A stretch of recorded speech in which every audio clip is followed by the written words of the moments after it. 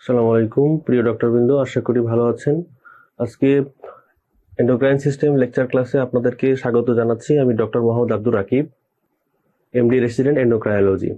ক্লাসের শুরুর প্রথমে কিছু কথা আমি বলে নিতে চাই, যে ক্লাস শুরুর আগে যে কথাগুলো আসলে খুব ইম্পর্টেন্ট, যে ফিজিওলজিতে যতগুলো টপিকস আছে তার মধ্যে এন্ডোক্রাইন সিস্টেম হচ্ছে সবচেয়ে গুরুত্বপূর্ণ এবং প্রতি বছর এখান থেকে সবচেয়ে বেশি কোশ্চেন হয়ে থাকে। তো এন্ডোক্রাইনকে যখন আমরা পড়বো তখন এটা কয়েকটা সিগমেন্টে ভাগ করে পড়বো। যেমন হচ্ছে যে প্রথমে জেনারেল এন্ডোক্রাইনোলজি, তারপর হচ্ছে সিস্টেমিক এন্ডোক্রাইনোলজি। সিস্টেমিক এন্ডোক্রাইনোলজির আবার কিছু সাব ব্রাঞ্চ আছে, যেমন হচ্ছে যে ডায়াবেটোলজি এবং রিপ্রোডাক্টিভ এন্ডোক্রাইনোলজি। তো এই যে চারটা সিগমেন্ট, এই চারটা সিগমেন্টের প্রত্যেকটা সিগমেন্ট থেকেই কিন্তু টিচাররা প্রশ্ন করে থাকে। আপনাদের যে যে এক্সামটা হবে সেই এক্সামে জেনারেল এন্ডোক্রাইনোলজি, সিস্টেমিক এন্ডোক্রাইনোলজি এবং এর যে দুটো যে সাব স্পেশালিটি আছে, যেমন ডায়াবেটোলজি এবং রিপ্রোডাক্টিভ এন্ডোক্রাইনোলজি, প্রত্যেকটা সিস্টেমকে টাচ করে কিন্তু কোয়েশ্চেন করা হয়। আবার একটু খেয়াল করলে দেখবেন যে এন্ডোক্রাইনোলজি কিন্তু আবার অন্যান্য সিস্টেমের সাথে কিন্তু ইন্টারকানেক্টেড। সুতরাং এন্ডোক্রাইনোলজি যদি আপনি ভালো করে না বুঝেন তাহলে কিন্তু আপনার ফিজিওলজি বোঝা অনেকখানি কিন্তু বাকি রয়ে যাবে। সুতরাং নিজে জানা এবং পরীক্ষায় পারার স্বার্থে অবশ্যই এন্ডোক্রাইনোলজি আপনাকে ভালো করে বুঝতে হবে এবং বোঝার চেষ্টা করতে হবে। তো ঠিক আছে, আমরা আর কথা না বাড়াই, আমরা সরাসরি ক্লাসে চলে যাই। প্রথমে আমরা আপনাদের সিটে দেখেন যে পেজ নাম্বার 2 যেটা, সেখানে দেখেন যে the principal endocrine gland in the mammals. আমরা আজকে যেই গ্ল্যান্ডগুলো নিয়ে আলোচনা করব সেই গ্ল্যান্ডগুলো যদি আমরা এট এ গ্লিমস যদি আমি একটু রিভিউ করি, তাহলে একদম পা থেকে মাথা পর্যন্ত যেই গ্ল্যান্ডগুলো আমরা একটু চিন্তা করি। যেমন প্রথমে হচ্ছে একদম উপরে, আমাদের বডির একদম উপরে থাকে হচ্ছে হাইপোথ্যালামাস, তারপরে থাকে হচ্ছে পিটুইটারি, তারপরে হচ্ছে থাইরয়েড গ্ল্যান্ড, তারপরে হচ্ছে প্যারাথাইরয়েড গ্ল্যান্ড। এরপরে যদি আরো নিচে নেমে আসি তাহলে হচ্ছে প্যানক্রিয়াস, তারপরে হচ্ছে অ্যাড্রিনাল গ্ল্যান্ড, তারপরে হচ্ছে gonad, including testis and ovary. তাহলে আমাদের আজকের যে মূল আলোচ্য বিষয়, এই গ্ল্যান্ডগুলোকে নিয়েই আমাদের main physiology, mechanism of action এবং এদের হরমোনাল যে ইমব্যালেন্স, এইগুলো নিয়ে আমাদের আজকে পড়ালেখা। তো প্রথমে আমরা চলে যাব হচ্ছে, দেখেন যে পেজ নাম্বার 2-তে অর্গানস উইথ এন্ডোক্রাইন ফাংশন, এখানে একটা টেবিল আছে। এই টেবিল থেকে মাঝে মধ্যে কোয়েশ্চেন আসে, যে প্রথম যেটা দেখেন লেখা আছে যে প্লাসেন্টা থেকে কোন কোন হরমোন আসে।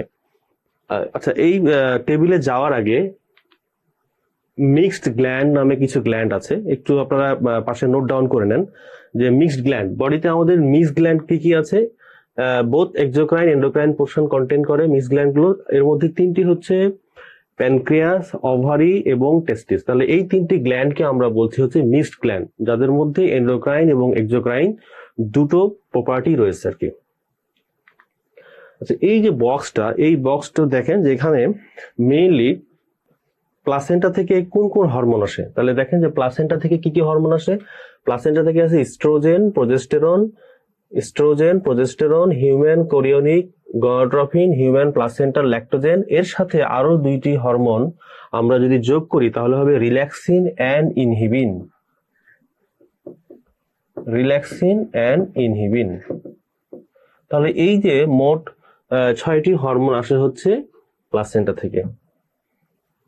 তাহলে এটা হচ্ছে ইনফিনিটি স্টার টপিকস। তাহলে এখান থেকে অনেক সময় কোশ্চেন হয়। হার্ট থেকে কি কি হরমোন আসে? ANP, BNP and CNP. তাহলে এটা হচ্ছে 1 স্টার দিয়ে আপনারা পড়বেন। স্টোমাক থেকে আসে হচ্ছে গ্যাস্ট্রিন, আর স্মল ইন্টেস্টাইন থেকে আসে হচ্ছে সিক্রেটিন, এন্টারোগ্যাস্ট্রন, সিসিপি, পিজেড। এগুলো আপনারা অবশ্যই যখন জিআইটি ফিজিওলজি পড়বেন ওখান থেকে পড়ে নেবেন। স্কিন থেকে আসে হচ্ছে ভিটামিন ডি, এটা একটু মনে রাখেন। আর পিনিয়াল গ্ল্যান্ড থেকে আসে হচ্ছে মেলাটোনিন, তাহলে এটা 1 স্টার। আর কিডনি থেকে আসে হচ্ছে রেনিন, ইরিথ্রোপয়েটিন, ক্যালসিট্রায়ল এন্ড প্রোস্টাগ্ল্যান্ডিন, এটা হচ্ছে 3 স্টার। অ্যাডিপোসাইট থেকে আসে হচ্ছে লেপটিন, অ্যাডিপোনেকটিন, রেজিস্টিন, এটা হচ্ছে ইনফিনিটি স্টার। তাহলে এই তিনটা হরমোন আসে হচ্ছে কোথা থেকে? অ্যাডিপোসাইট থেকে। আর লিভার থেকে আসে হচ্ছে সোমাটোমিডিন, ক্যালসিডায়ল, আর আরো দুটো হরমোন, সেটা হচ্ছে ইরাইথ্রোপয়েটিন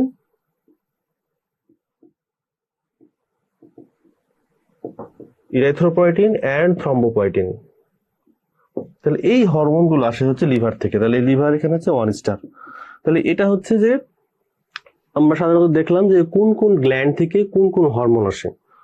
এবার আমরা চলে যাব হচ্ছে যে কিছু গ্ল্যান্ড আছে যে গ্ল্যান্ডগুলোর সাথে আমাদের পরিচিত হওয়া দরকার এবং ওইসব গ্ল্যান্ড থেকে কোন কোন হরমোন আমাদের বডিতে নিঃসৃত হয় সেই বিষয়ে আমরা একটু আলোচনা করব। তাহলে প্রথমে দেখেন এখানে আছে, আমরা প্রথমে বলছি যে একদম উপরে আছে হাইপোথ্যালামাস। তাহলে এই হাইপোথ্যালামাস থেকে মেইনলি কোন কোন হরমোন আসছে দেখেন, thyrotropin releasing hormone, thyrotropin releasing hormone, thyrotropin releasing hormone, corticotropin releasing hormone, growth hormone releasing hormone, growth hormone, inhibitory hormone. তাহলে এখানে দেখেন যে হাইপোথ্যালামাসে মোট 6টি হরমোন আছে, তার মধ্যে 4টি হচ্ছে রিলিজিং হরমোন আর 2টি হচ্ছে ইনহিবিটরি হরমোন। তাহলে আমরা দেখতে পাচ্ছি যে এখানে থাইরোটিআরএইচ, সিআরএইচ, জিএনআরএইচ, গ্রোথ হরমোন, আচ্ছা এখানে হবে হচ্ছে গ্রোথ হরমোন রিলিজিং হরমোন আর এটা হচ্ছে গ্রোথ হরমোন ইনহিবিটরি হরমোন। তাহলে এখানে যে গোনাডোট্রপিন রিলিজিং হরমোন আর গ্রোথ হরমোন রিলিজিং হরমোন, এই হচ্ছে 4টা।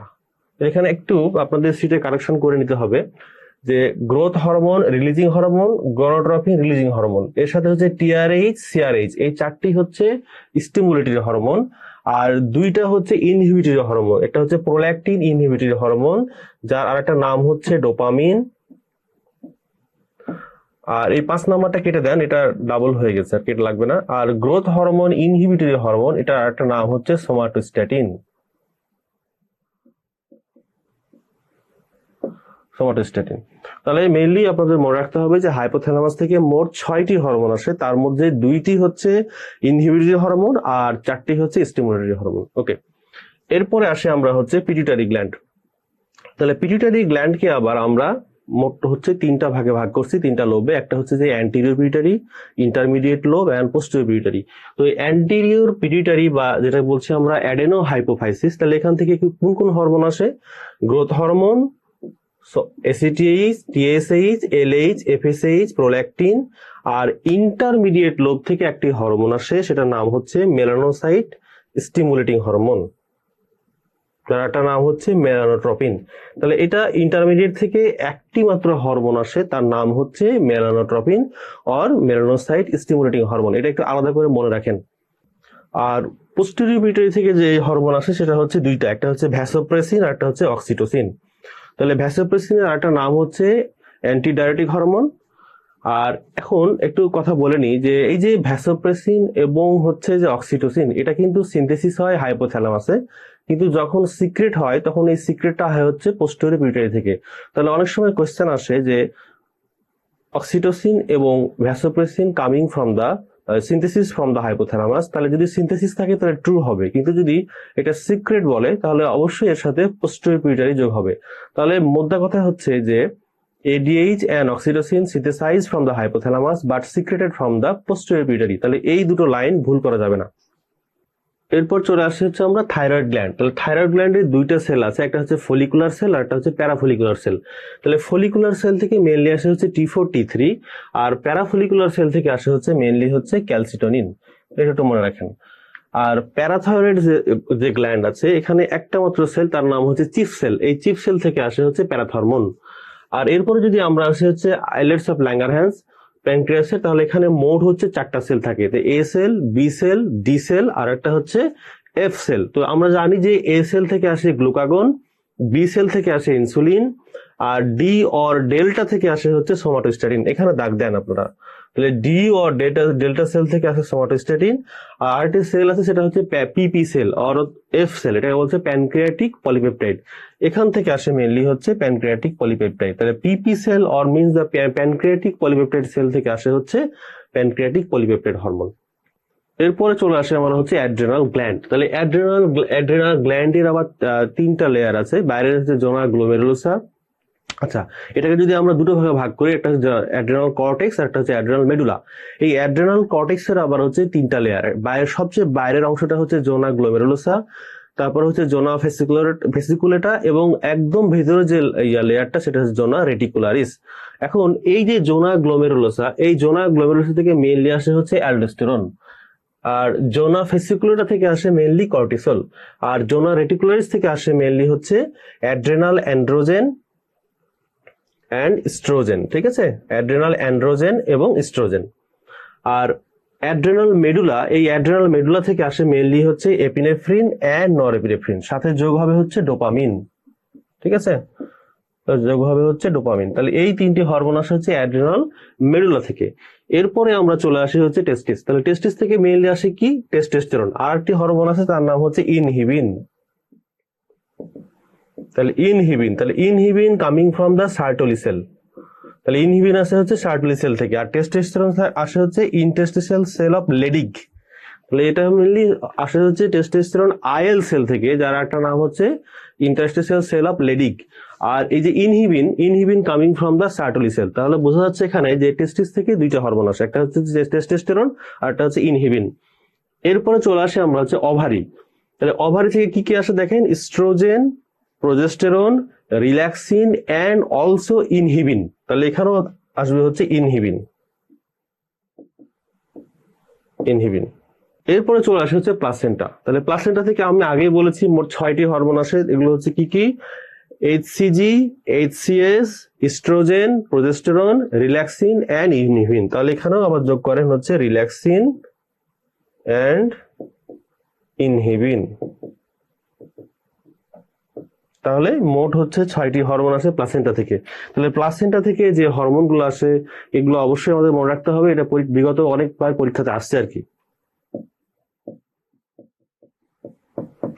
এটা হচ্ছে infinity star.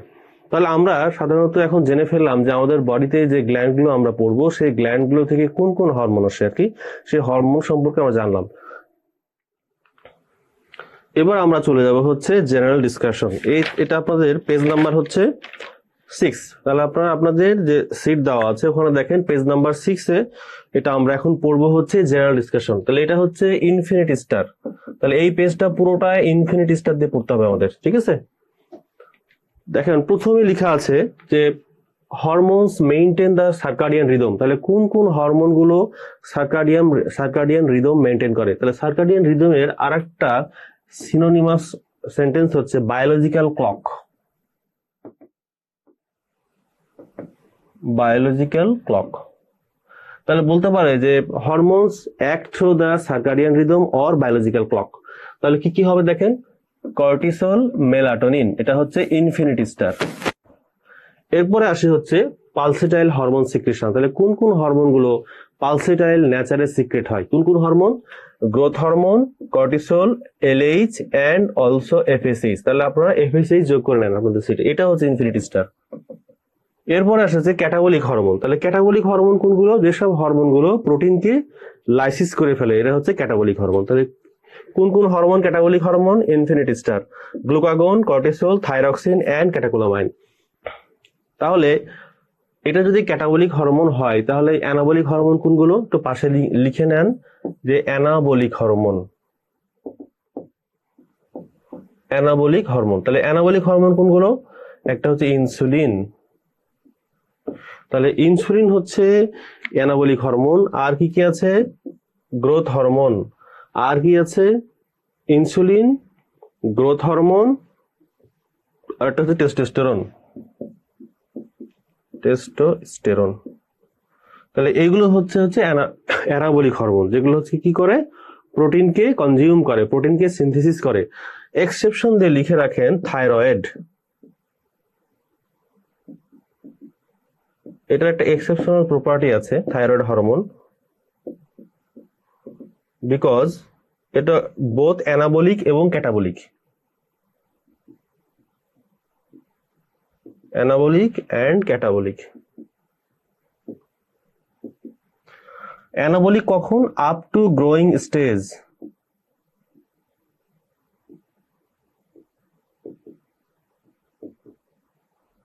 Up to growing stage তার মানে হচ্ছে 25 ইয়ার্স পর্যন্ত।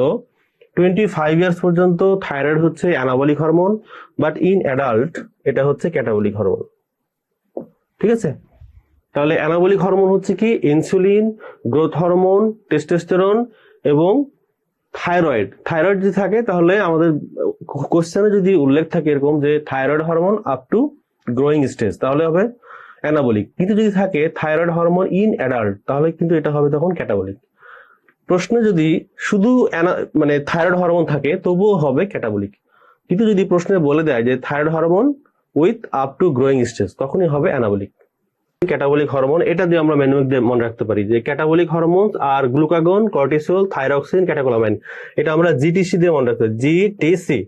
তাহলে এটা আমরা জিটিসি দিয়ে মনে রাখবো, ঠিক আছে। তাহলে গ্লাইকোপ্রোটিন হরমোন কি কি হরমোন? এটা হচ্ছে FSH, LH, HCG hormone, TSH hormone, erythropoietin and thrombopoietin. তাহলে এই যে ছয়টি হরমোন, এগুলো হচ্ছে গ্লাইকোপ্রোটিন হরমোন। এটা হচ্ছে ইনফিনিটি স্টার। এরপরে হচ্ছে লাইফ সেভিং হরমোন। তাহলে লাইফ সেভিং হরমোন কি কি আছে আমাদের বাড়িতে? ইনফিনিটি স্টার, একটা হচ্ছে অ্যালডোস্টেরন, আর একটা হচ্ছে প্যারাথাইরয়েড হরমোন। তাহলে পিটিএইচ এবং অ্যালডোস্টেরন হচ্ছে লাইফ সেভিং হরমোন। তাহলে এটা হচ্ছে ইনফিনিটি স্টার। এবার আসছে emergency hormone or stress hormone. তাহলে ইমার্জেন্সি আর স্ট্রেস হরমোন কোনগুলো? কর্টিসল। আর ইসেনশিয়াল গ্ল্যান্ড কোনটি? Parathyroid gland. তাহলে এগুলো সাধারণত এসবি এর জন্য ইম্পর্টেন্ট, যেটা একটা একটা করে আছে আর কি। ইমার্জেন্সি ও স্ট্রেস হরমোন কোনটা? এটা হচ্ছে কর্টিসল। আর যদি বলে ইসেনশিয়াল গ্ল্যান্ড কোনটি, তখন হবে প্যারাথাইরয়েড গ্ল্যান্ড। আর যদি বলে লাইফ সেভিং হরমোন কোনগুলো, তাহলে হবে অ্যালডোস্টেরন এবং প্যারাথাইরয়েড হরমোন। এই কোয়েশ্চেনে যাওয়ার আগে আরো কিছু কথা জেনারেল ডিসকাশনে বলা দরকার। আপনাদের যে পেজ নাম্বার 6 আছে, তার নিচে যে ক্লাস নোট আছে, ওখানে কিছু কথা লিখতে হবে। দেখেন, আপনারা লিখে নেন এটা আর কি, যে hormones increase at day time. At day কিছু কিছু হরমোন আছে যেগুলো হচ্ছে ডে তে বাড়ে, যেমন হচ্ছে ইনসুলিন, গ্লুকাগন,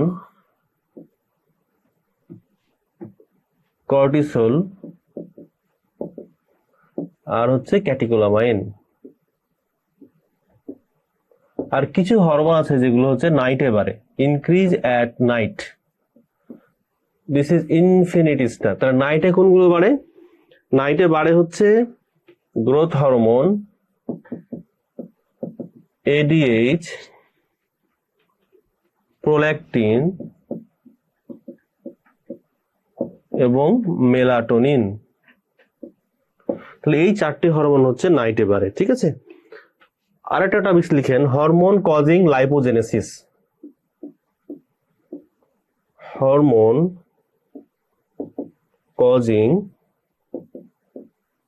লাইপোজেনেসিস। তাহলে কোন কোন হরমোন গুলো লাইপোজেনেসিস করে? একটা হচ্ছে ইনসুলিন,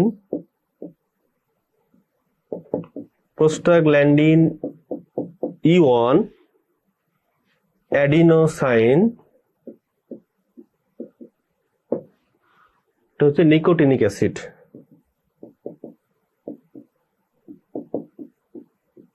তাহলে এই হরমোন গুলো হচ্ছে লাইপোজেনেসিস করে। তাহলে এটা হচ্ছে ইনফিনিটি স্টার, ঠিক আছে।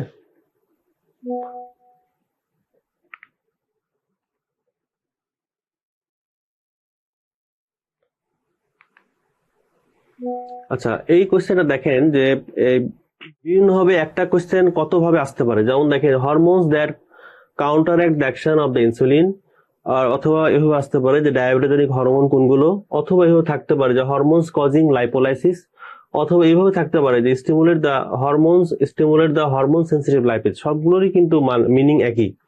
তাহলে যে হরমোনগুলো লাইপোলাইসিস করে সেগুলোই হচ্ছে ইনসুলিনের এগেনস্টে কাজ করে, কাউন্টারঅ্যাক্ট অফ দ্য ইনসুলিন। আবার সেইগুলোই হচ্ছে ডায়াবেটোজেনিক হরমোন। আবার সেই হরমোনগুলোই হচ্ছে হরমোন সেন্সিটিভ লাইপেজকে অ্যাক্টিভিটির মাধ্যমে কাজ করে। তাহলে এই অ্যান্সারগুলো কি হবে? Glucagon, cortisol, epinephrine, norepinephrine, growth hormone and thyroid hormone. এটা আপনারা যে নোটে যে ফাঁকা জায়গা আছে সেখানে নোট ডাউন করে নেন। আপনাদের যে সিট আছে সেখানে যে ফাঁকা জায়গা আছে ওখানে আপনারা নোট ডাউন করে নেন যে hormone that counteract the action of the insulin or diabetogenic hormone or hormones causing the lipolysis or hormone stimulate the hormone sensitive lipase. তো দেখেন এখানে একটা কোশ্চেন আছে, দেখেন যে বিগত সালের একটা কোশ্চেন, যেমন যে লাইফ সেভিং হরমোন কোনটা? তাহলে কি হবে উত্তর? এখানে যেমন লেখা আছে thyroxine, growth hormone, PTH, ACTH, ADH. তাহলে আমাদের লাইফ সেভিং হরমোন হচ্ছে পিটিএইচ। আর একটা করছিলাম কি আমরা, লাইফ সেভিং হরমোন দুইটা, একটা হচ্ছে অ্যালডোস্টেরন আর একটা হচ্ছে পিটিএইচ। তাহলে এখানে উত্তর কি দেওয়া, কোনটা হবে? এখানে হচ্ছে পিটিএইচ।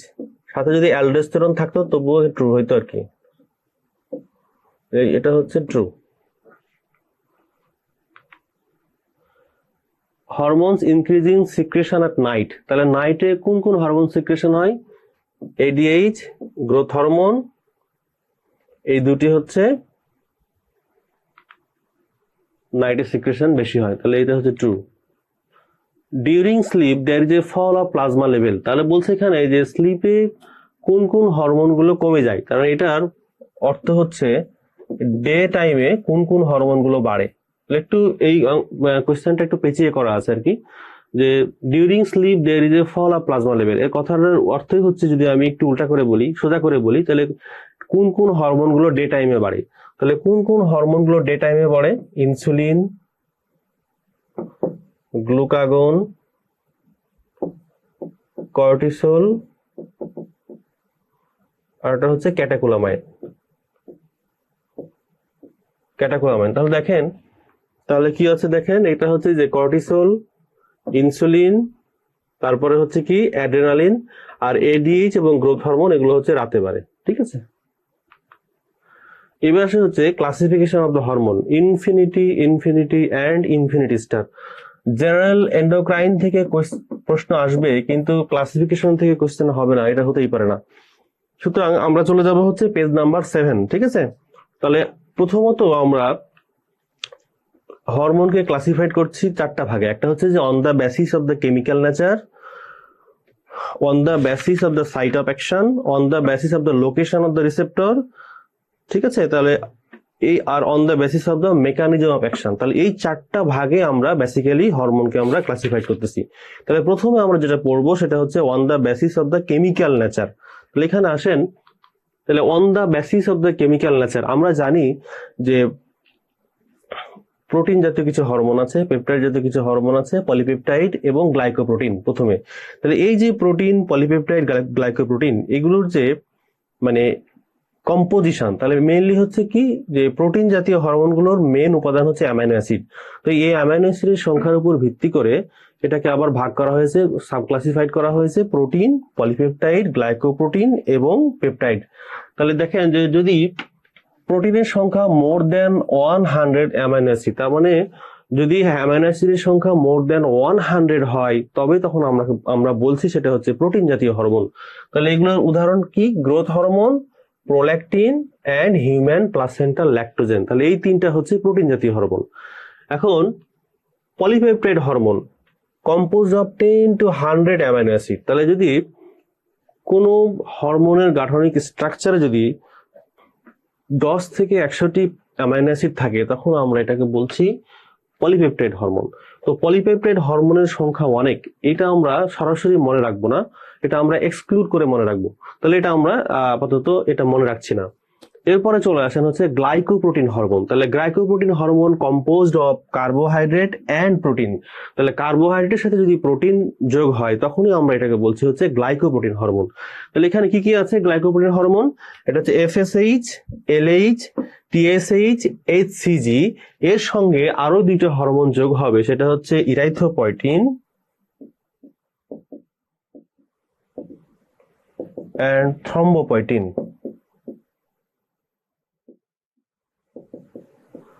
ঠিক আছে, তাহলে ইরাইথ্রোপয়েটিন, থ্রম্বোপয়েটিন, এফএসএইচ, এলএইচ, টিএসএইচ এবং এইচসিজি। তাহলে এই 6টি হরমোন হচ্ছে গ্লাইকোপ্রোটিন হরমোন। ঠিক আছে,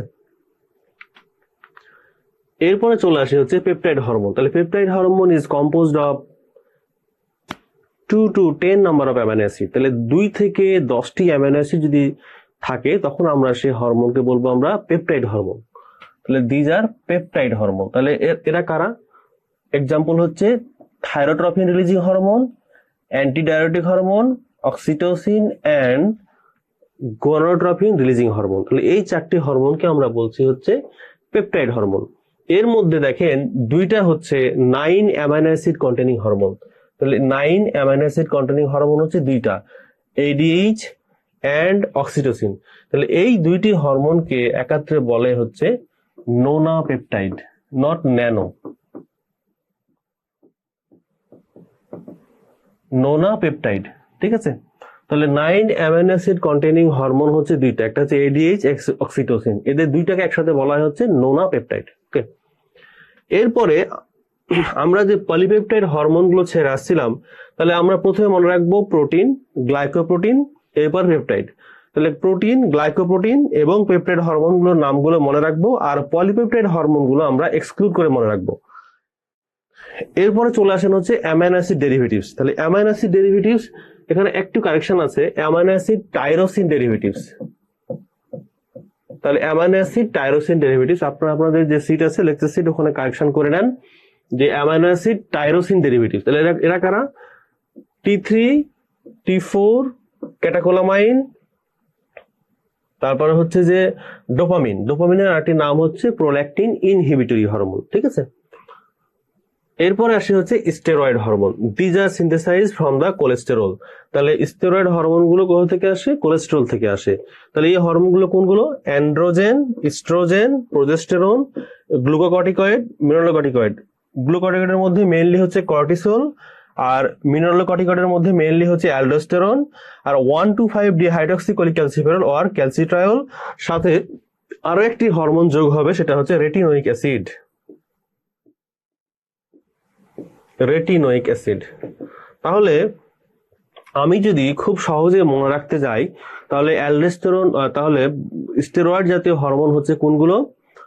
hormone, all hormone coming from the adrenal cortex, including all sex hormone, including retinoic acid and ক্যালসিট্রায়ল।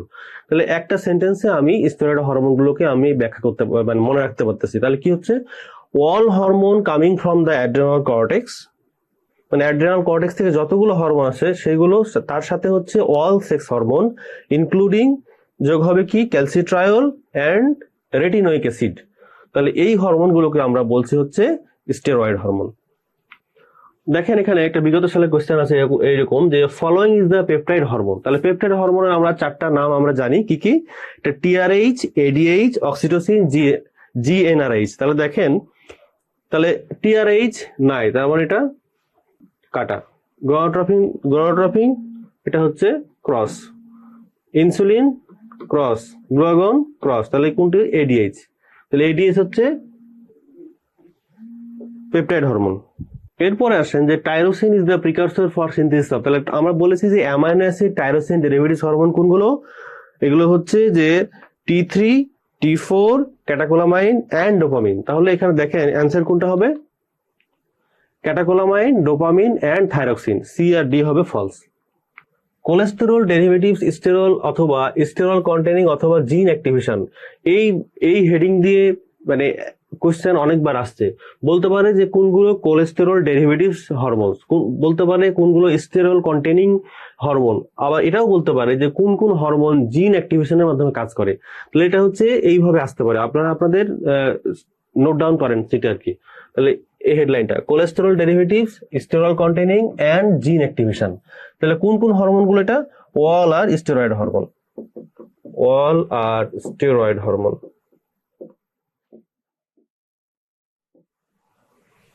ওকে, তাহলে দেখেন এখানে যে কোলেস্টেরল ডেরিভেটিভস হরমোনস আর, তাহলে কোনগুলো কোলেস্টেরল ডেরিভেটিভস? যেগুলো স্টেরয়েড হরমোন সেগুলোই হচ্ছে কোলেস্টেরল ডেরিভেটিভস। তাহলে cortisol true, aldosterone true, cholesterol false, কারণ কোলেস্টেরল হচ্ছে কোনো হরমোন না, কিন্তু হরমোনের হচ্ছে র মেটেরিয়াল, তাহলে এটা false. Bile acid false, testosterone true. তাহলে দেখেন এখানে একটা কোশ্চেন আছে, which is not sterol nucleus containing hormone. তার মানে বলতেছে যে এই যে এখানে পাঁচটা অপশন আছে তার মধ্যে কোনটি স্টেরয়েড হরমোন নয়? তাহলে কোনটি না?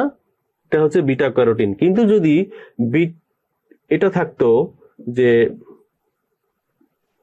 রেটিনোইক অ্যাসিড, তাহলে বিটা ক্যারোটিন না, কিন্তু যদি থাকতো হচ্ছে রেটিনোইক অ্যাসিড, তাহলে ট্রু হইতো আর কি, রেটিনোইক অ্যাসিড। তাহলে আমরা বলছি যে স্টেরয়েড হরমোনের একটা পার্ট হচ্ছে retinoic acid, not retinoid, not beta carotene. Okay, তাহলে অ্যান্সার হচ্ছে এটা। এরপরে আমরা যেটা পড়বো সেটা হচ্ছে on the basis of the site of action. তাহলে এখানে আমরা মেইনলি পড়বো হচ্ছে ট্রপিক হরমোন। তাহলে ট্রপিক হরমোনের সংজ্ঞা কি? Specialized type of general hormones secreted by the one gland and acts the other gland to control their secretion. তার মানে এটা অর্থ হচ্ছে যে একটা গ্ল্যান্ড থেকে হরমোন সিক্রেশন হয়ে যখন অন্য কোনো গ্ল্যান্ডের সিক্রেশনকে কন্ট্রোল করে তখন সেটাই হচ্ছে ট্রফিক হরমোন। তাহলে এই যে ট্রফিক হরমোন, এই ট্রফিক হরমোনের এক্সাম্পল গুলো আমরা মনে রাখবো। তাহলে খুব সহজে মনে রাখার জন্য একটা উপায় হচ্ছে these are wall anterior pituitary hormone, wall anterior pituitary hormone except prolactin. তাহলে অ্যান্টেরিয়র পিটুইটারির যত হরমোন আছে সবগুলোই হচ্ছে ট্রপিক হরমোন এক্সেপ্ট কোনটা, সেটা হচ্ছে প্রোল্যাকটিন। তাহলে এটা আমরা খুব সহজেই মনে রাখতে পারি যে ট্রপিক হরমোনের এক্সাম্পল কোনগুলো। এরপরে চলে যাবো আমরা পেজ নাম্বার 8। তাহলে পেজ নাম্বার 8 এ দেখেন মেন হেডলাইন হচ্ছে on the basis of the location of the receptor. তাহলে এখানে একটা হচ্ছে সেল মেমব্রেনের মধ্যে আর একটা হচ্ছে সেল মেমব্রেনের বাইরে। তাহলে সেল মেমব্রেনের বাইরে হচ্ছে অন দ্য সেল মেমব্রেন। তাহলে একটু কারেকশন করে নিতে হবে, ওখানে আপনাদের সিটে মেইনলি হবে কি অন দ্য সেল মেমব্রেন। তাহলে অন দ্য সেল মেমব্রেন কোনগুলো?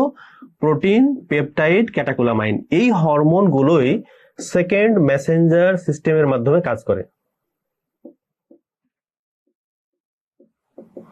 তাহলে যে হরমোনগুলো সেল মেমব্রেনের বাইরে রিসেপ্টরের সাথে বাইন্ড করে কাজ করে তারাই কিনা সেকেন্ডারি মেসেঞ্জার সিস্টেমকে অ্যাক্টিভেটের মাধ্যমে কাজ করে। ওকে, এরপরে আমরা আসি হচ্ছে ইন দ্য সেল মেমব্রেন।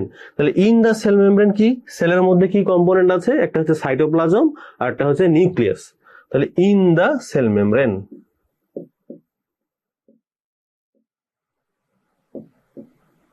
তাহলে ইন দ্য সেল মেমব্রেন কোন কোন হরমোন কাজ করে? একটা হচ্ছে স্টেরয়েড হরমোন আর একটা হচ্ছে থাইরয়েড হরমোন। এই হরমোনগুলো কিভাবে কাজ করে? জিন অ্যাক্টিভেশনের মাধ্যমে কাজ করে। তাহলে পাশে লিখেন জিন অ্যাক্টিভেশন, অথবা এটাকে এইভাবে বলা যায় ডিএনএ ট্রান্সক্রিপশন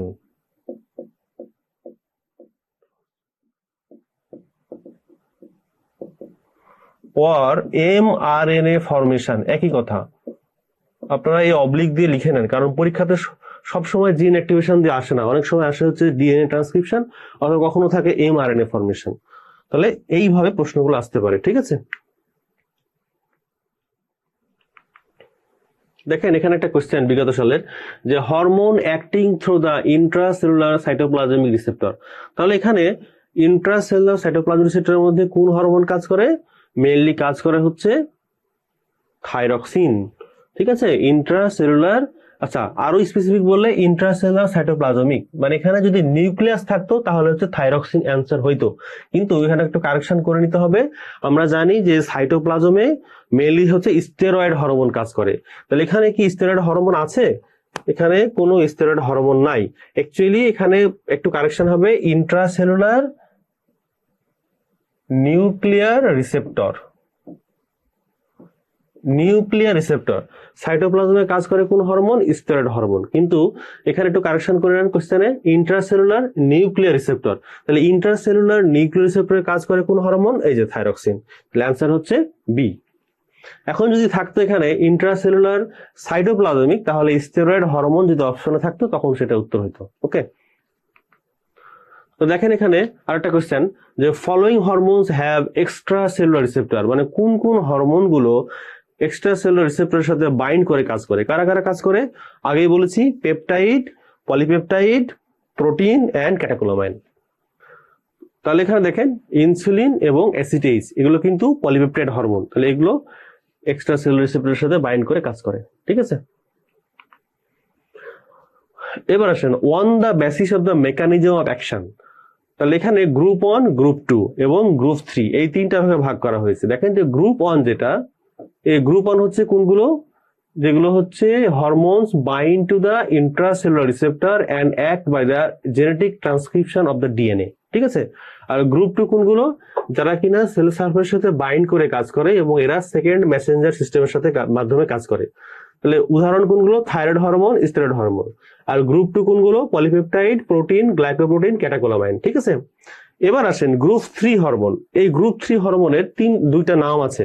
একটা হচ্ছে যারা directly control the cellular function, এরা সেলের যে ফাংশন আছে এটাকে ডিরেক্টলি কন্ট্রোল করে। এরা কারা? এরা হচ্ছে ইনসুলিন আর এটা হচ্ছে গ্রোথ হরমোন। ঠিক আছে। গ্রুপ 1 হরমোনগুলো লিপোফিলিক আর গ্রুপ 2 হরমোনগুলো হচ্ছে হাইড্রোফিলিক। গ্রুপ 1 হরমোনগুলোর মেকানিজম হাফ লাইফ হচ্ছে লং আর এটা হচ্ছে হাফ লাইফ হচ্ছে short. Location of the receptor intracellular আর গ্রুপ 2 হচ্ছে প্লাজমা মেমব্রেন। আর মেকানিজম কি? মেকানিজম হচ্ছে স্টিমুলেট দ্য প্রোটিন সিনথেসিস আর গ্রুপ 2 হচ্ছে অ্যাক্টিভেট দ্য প্রিফর্ম এনজাইম। তাহলে এই কথাগুলো মনে রাখতে হবে। Hormones that act through the জিন অ্যাক্টিভেশন, তাহলে কোন কোন হরমোন গুলো জিন অ্যাক্টিভেশনের মাধ্যমে কাজ করে আবার বলছি। একটা হচ্ছে থাইরয়েড হরমোন T3 T4 আর একটা হচ্ছে স্টেরয়েড হরমোন। তাহলে দেখেন এখানে অ্যান্সার কোনটা হবে? Aldosterone, testosterone and cortisol. ঠিক আছে। Which of the hormone induce the mRNA formation, তার মানে এটা আরেকটা সিনোনিমাস হচ্ছে জিন অ্যাক্টিভেশন। জিন অ্যাক্টিভেশন,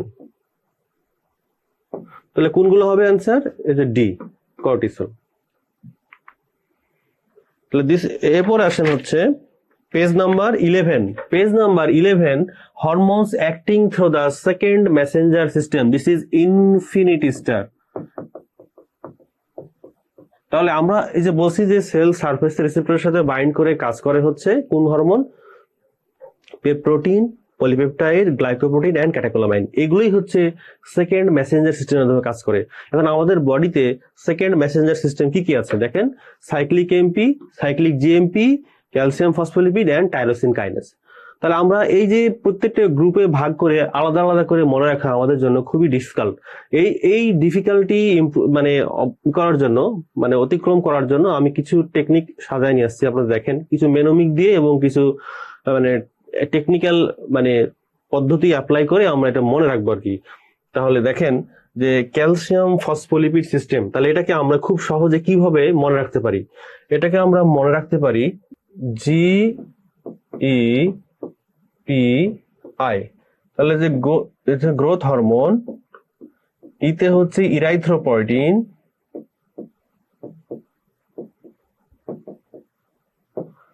পিতে হচ্ছে প্রোল্যাকটিন, সাথে আরেকটা যোগ হবে লেপটিন, আইতে হচ্ছে insulin, insulin like growth factor 1 and insulin like growth factor 2। তাহলে এগুলো হচ্ছে কি ধরনের হরমোন? টাইরোসিন কাইনেজের মাধ্যমে কাজ করে। এই হরমোনগুলো টাইরোসিন কাইনেজকে অ্যাক্টিভেশনের মাধ্যমে কাজ করে। ঠিক আছে।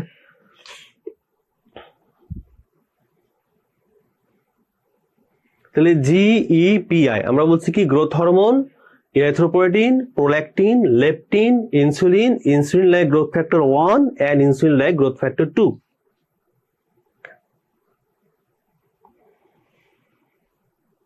আচ্ছা, এখন আমরা সাইক্লিক জিএমপি মনে রাখলাম, ক্যালসিয়াম ফসফোলিপিড সিস্টেম মনে রাখলাম, টাইরোসিন কাইনেজ মনে রাখলাম। এর বাইরে যে হরমোনগুলো সেগুলো হচ্ছে সাইক্লিক এএমপি।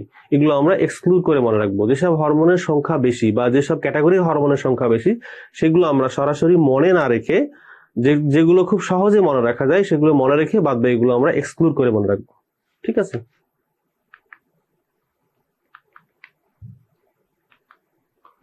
আচ্ছা, এখানে পরবর্তী যে বক্স আছে দেখেন যে পেজ নাম্বার 12। পেজ নাম্বার 12 দেখেন এই বক্সে এটা কিছুই না, অ্যাডেনাইলেট সাইক্লেজ সিস্টেম, এর পাশে লিখে রাখেন হচ্ছে সাইক্লিক এএমপি।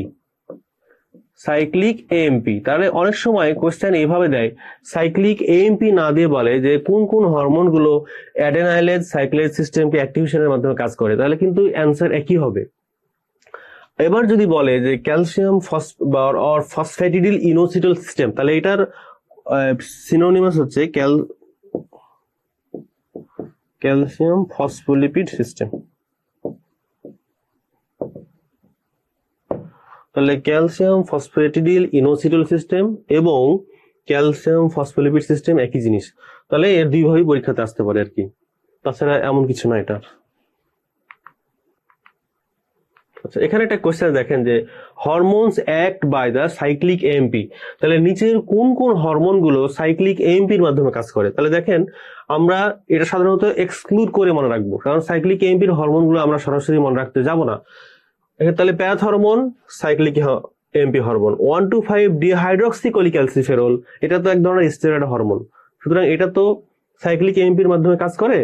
সাইক্লিক এএমপির মাধ্যমে কাজ করে না, এটা মেইনলি কাজ করে জিন অ্যাক্টিভেশনের মাধ্যমে। তাহলে এটাও ফলস, এটাও ফলস। লুটিনাইজিং হরমোন এলএইচ, এটা হচ্ছে পলিপেপটাইড হরমোন যেটা সাইক্লিক এএমপির মাধ্যমে কাজ করে, তাহলে এটাও হচ্ছে ফলস।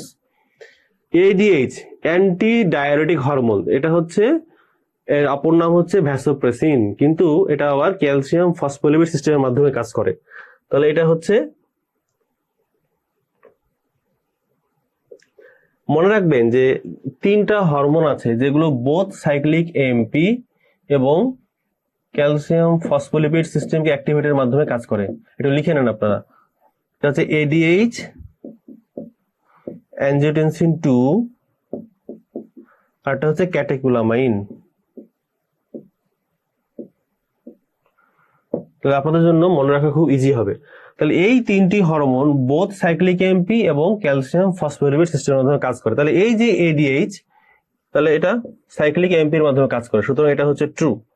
প্রোজেস্টেরন, তাহলে আমরা জানি যে প্রোজেস্টেরন হচ্ছে এক ধরনের স্টেরয়েড হরমোন যেটা কিভাবে কাজ করে, জিন অ্যাক্টিভেশনের মাধ্যমে কাজ করে, তাহলে এটা হচ্ছে ফলস।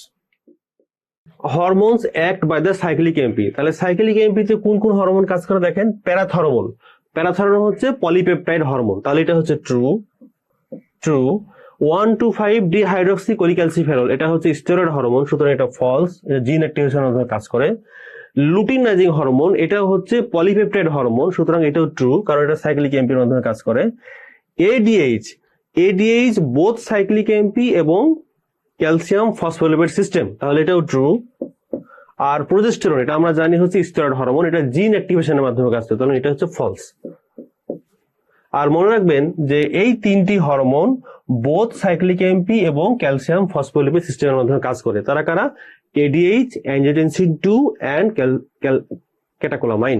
ঠিক আছে, এই কোশ্চেনটা দেখেন আপনারা যে hormones that use the phospholipid 3 second messenger system includes, তার মানে ক্যালসিয়াম ফসফোলিপিড সিস্টেমের মাধ্যমে কোন কোন হরমোন কাজ করে সেটাই চাইছে এখানে আর কি। তাহলে কোনটা ট্রু? যে অক্সিটোসিন, এটা হচ্ছে ট্রু। তারপরে হচ্ছে কি থাইরোট্রপিন রিলিজিং হরমোন, TRH, চিন্তা করেন ভি সি গোস্ট। তাহলে অক্সিটোসিন, এই যে অক্সিটোসিন গ্রোথ হরমোন, এর মধ্যে গ্রোথ হরমোন নাই, সুতরাং এটা হচ্ছে কাটা। থাইরোট্রপিন রিলিজিং হরমোন, এটা হচ্ছে থাইরোট্রপিন রিলিজিং হরমোন, সুতরাং এটা হচ্ছে ট্রু। গ্লুকাগন, এটা হচ্ছে ফলস। ভ্যাসোপ্রেসিন, এই যে ভ্যাসোপ্রেসিন, সুতরাং এটা হচ্ছে ট্রু। তাহলে আমরা এভাবে যদি ম্যানোমিক চিন্তা করি তাহলে খুব সহজেই আমরা উত্তরগুলো বের করতে পারবো। Hormones act by activating the adenylate cyclase, তাহলে এই অ্যাডেনাইলেট সাইক্লেজের আরেকটা মিনিং কি? Cyclic AMP. ঠিক আছে, তাহলে সাইক্লিক এএমপি এবং অ্যাডেনাইলেট সাইক্লেজ যেটাই দিক না কেন অ্যান্সার একই হবে আর কি। Hormones act through the tyrosine kinase, তাহলে টাইরোসিন কাইনেজ হরমোনগুলো কাজ করে কিভাবে? সরি, মানে টাইরোসিন কাইনেজের যে হরমোনগুলো, মানে এই যে এই পাথওয়েতে কাজ করে, সেই হরমোনগুলো আমরা কিভাবে মনে রাখছি? GEPI। তাহলে GEPI, এই জিতে হচ্ছে কি? Growth hormone. এখানে গ্রোথ হরমোন আছে? এখানে গ্রোথ হরমোন নাই। ইতে হচ্ছে ইরেথ্রোপয়েটিন, ইরেথ্রোপয়েটিন নাই। পিতে হচ্ছে প্রোল্যাকটিন অথবা লেপটিন, আছে? এখানে নাই। আইতে হচ্ছে ইনসুলিন, আছে? এই যে ইনসুলিন আছে। তাহলে এটা হচ্ছে SBA।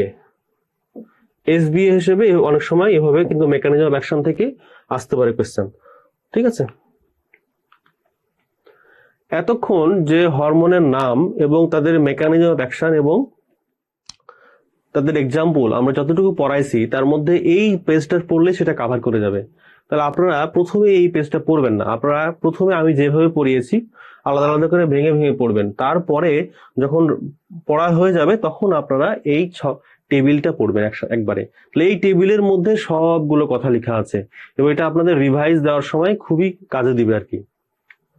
এটা আপনারা আলাদা করে লিখে আপনাদের যে লেকচার সিট আছে ওখানে আপনারা পিন স্টেপলার করে লাগায় রাখবেন, এবং পরীক্ষার রাতে শুধুমাত্র এই টেবিলটা পড়লে আপনাদের পেছনে অনেকগুলো যে পেজ আছে এটা একসাথে কভার করে যাবে।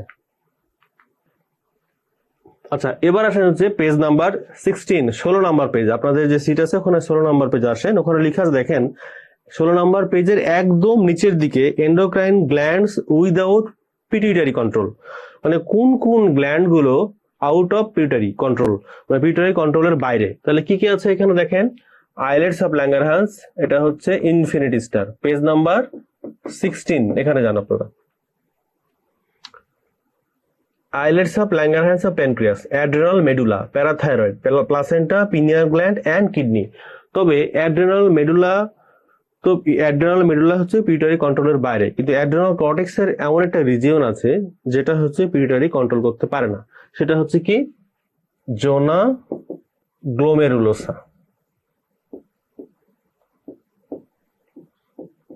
তাহলে এই যে জোনা গ্লোমেরুলোসা এটা হচ্ছে অ্যাড্রেনাল কর্টেক্স এর একটা পার্ট, কিন্তু অ্যাড্রেনাল কর্টেক্স এর যে আরো দুটো পার্ট আছে, জোনা ভেসিকুলাটা এবং জোনা রেটিকুলারিস, এই দুটো কিন্তু আবার পিটুইটারি দিয়ে কন্ট্রোল হয়। শুধুমাত্র এই জোনা গ্লোমেরুলোসা হচ্ছে পিটুইটারি দিয়ে কন্ট্রোল হয় না।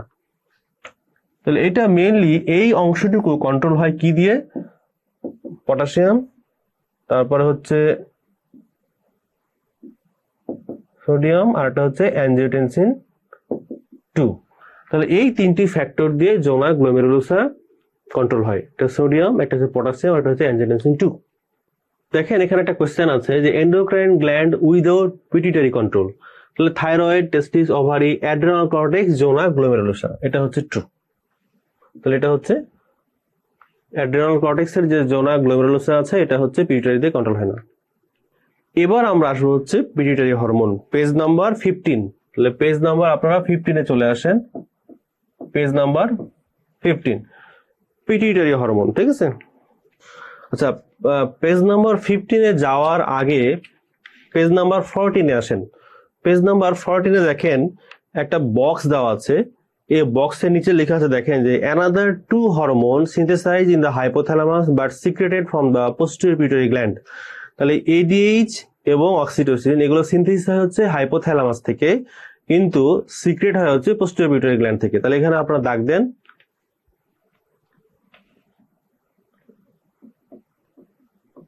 ADH or vasopressin, সাথে হচ্ছে অক্সিটোসিন, এটা হচ্ছে সিনথেসিস হয় কোথা থেকে, সিনথেসিস ফ্রম হাইপোথ্যালামাস,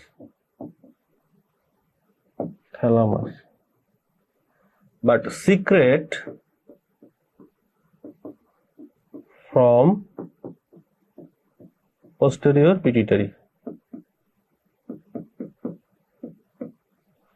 তাহলে এটা ভুল করা যাবে না, পরীক্ষাতে অনেক সময় এটা উল্টা করে দেয়, কিন্তু আপনারা ভুল করে চলে আসেন। তাহলে এটা মনে রাখতে হবে যে ADH and oxytocin come synthesis from the hypothalamus but secreted from the posterior pituitary। আচ্ছা, এখন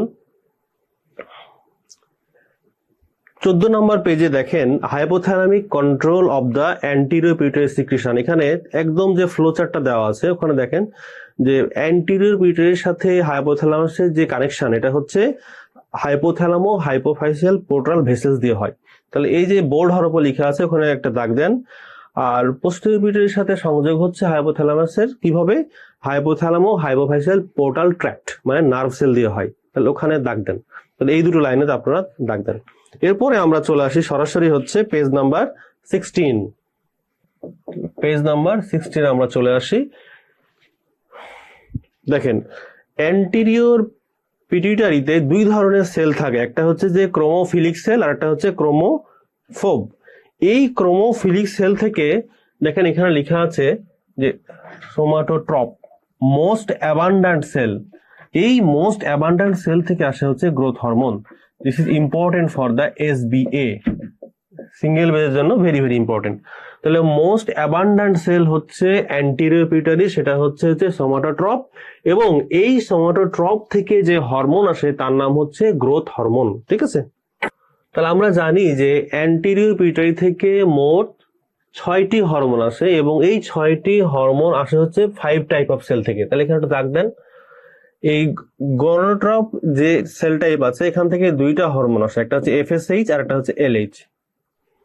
একদম দেখেন এই বক্সের নিচের দিকে লেখা আছে all anterior pituitary hormones except prolactin are trophic hormone because they act on the target endocrine organs to stimulate their hormone secretion। তাহলে আমি বলেছিলাম যে ট্রপিক হরমোনের এক্সাম্পল মনে রাখতে গিয়ে বলছিলাম যে all anterior pituitary hormone except prolactin are the trophic hormone।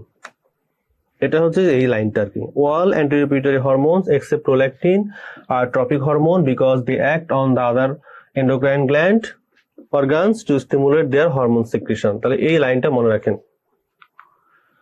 তাহলে এখানে একটা ট্রিকি কোশ্চেন আছে আর কি, যে এটা সাধারণত সরাসরি বইয়ে দেওয়া নাই কিন্তু একবার আসছে আর কি, যে destruction of the anterior pituitary. তাহলে অ্যান্টিরিয়র পিটুইটারি যদি ডিস্ট্রাকশন হয়ে যায়, ড্যামেজ হয়ে যায়, তাহলে কি ধরনের প্রবলেম হতে পারে? তাহলে অ্যান্টিরিয়র পিটুইটারি থেকে যে হরমোনগুলো আসে সেই হরমোনের কি হবে? ডিফিসিয়েন্সি হবে। এই হরমোন ডিফিসিয়েন্সির কারণে যে বডিতে যেই প্রবলেমগুলো হবে সেটাই হচ্ছে এখানে অ্যান্সার হবে।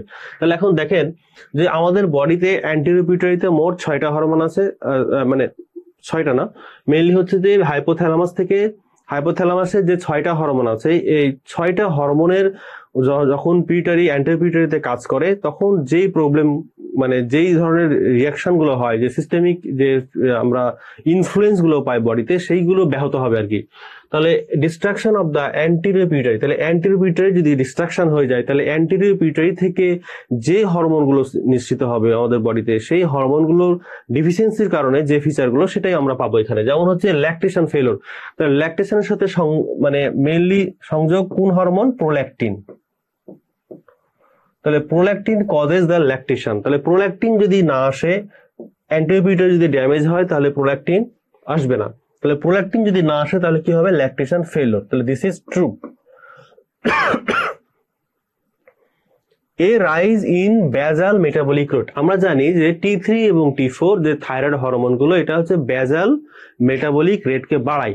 তাহলে বেজাল মেটাবলিক রেট বাড়ায় এমন কোন হরমোন আছে যেটা পিটুইটারি থেকে আসে না? এটা হচ্ছে TSH, যেটা হচ্ছে TSH। এই TSH স্টিমুলেশন যখন থাইরয়েড গ্ল্যান্ডকে দিবে তখনই T3 T4 তৈরি হবে। কিন্তু এই TSH যদি না থাকে বা অ্যান্টিরিয়র পিটুইটারি থেকে যদি না আসে তাহলে কি হবে? ডিক্রিজ বেজাল মেটাবলিক রেট। তাহলে এটা হচ্ছে ফলস। Diabetic insipidus. আমরা জানি ডায়াবেটিস ইনসিপিটাসের সাথে সম্পর্কযুক্ত হরমোন হচ্ছে ADH। তাহলে ADH হচ্ছে কোথায় থাকে? পোস্টেরিয়র পিটুইটারি থাকে। তাহলে অ্যান্টিরিয়র পিটুইটারি যদি ড্যামেজ হয় তাহলে এই ডায়াবেটিস ইনসিপিটাসের সাথে কোনো সম্পর্ক নাই, এটা ফলস। ফেলোর of ovulation. তাহলে ওভুলেশনের জন্য দায়ী কোন হরমোন? গনোট্রপিন হরমোন। তাহলে এরা কারা? এটা FSH আর একটা হচ্ছে LH। তাহলে FSH এবং LH যদি না আসে তাহলে ওভুলেশন ফেলিওর হবে না? ইয়েস। তাহলে এটা হবে ovulation failure, true. Impaired ability to survive the severe stress. আমরা জানি যে পিটুইটারি থেকে অ্যান্টিরিয়র পিটুইটারি থেকে ACTH আসে। এই ACTH যখন আবার অ্যাড্রিনাল কর্টেক্সকে স্টিমুলেট করে তখন কিন্তু আবার আসে কি? কর্টিসল।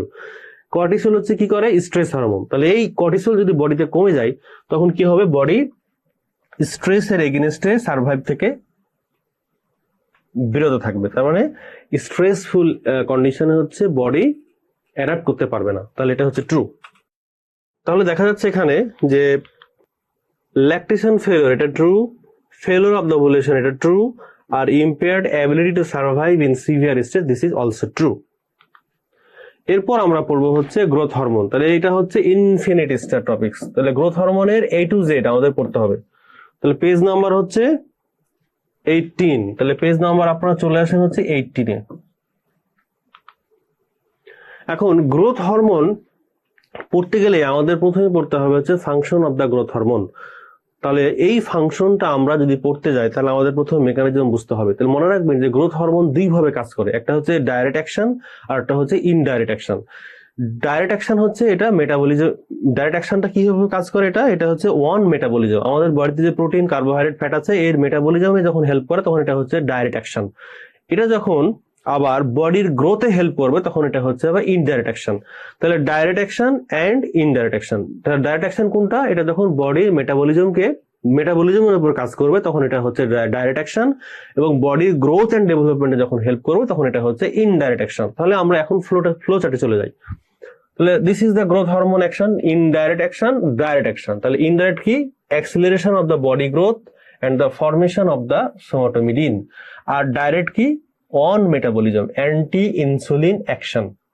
তাহলে দেখেন এখানে দুইটা হচ্ছে উইংস। তাহলে গ্রোথ হরমোন একটা উইংসে বলছে এখানে যে ইনডাইরেক্ট অ্যাকশন, আর একটা হচ্ছে ডাইরেক্ট অ্যাকশন। তাহলে ডাইরেক্ট অ্যাকশনের কাজ হচ্ছে, তাহলে ডাইরেক্ট অ্যাকশনটা কি? Anti insulin effect. তার মানে এটা ইনসুলিনকে কাজ করতে দিবে না বা কাজের পরিমাণকে কমায় দিবে।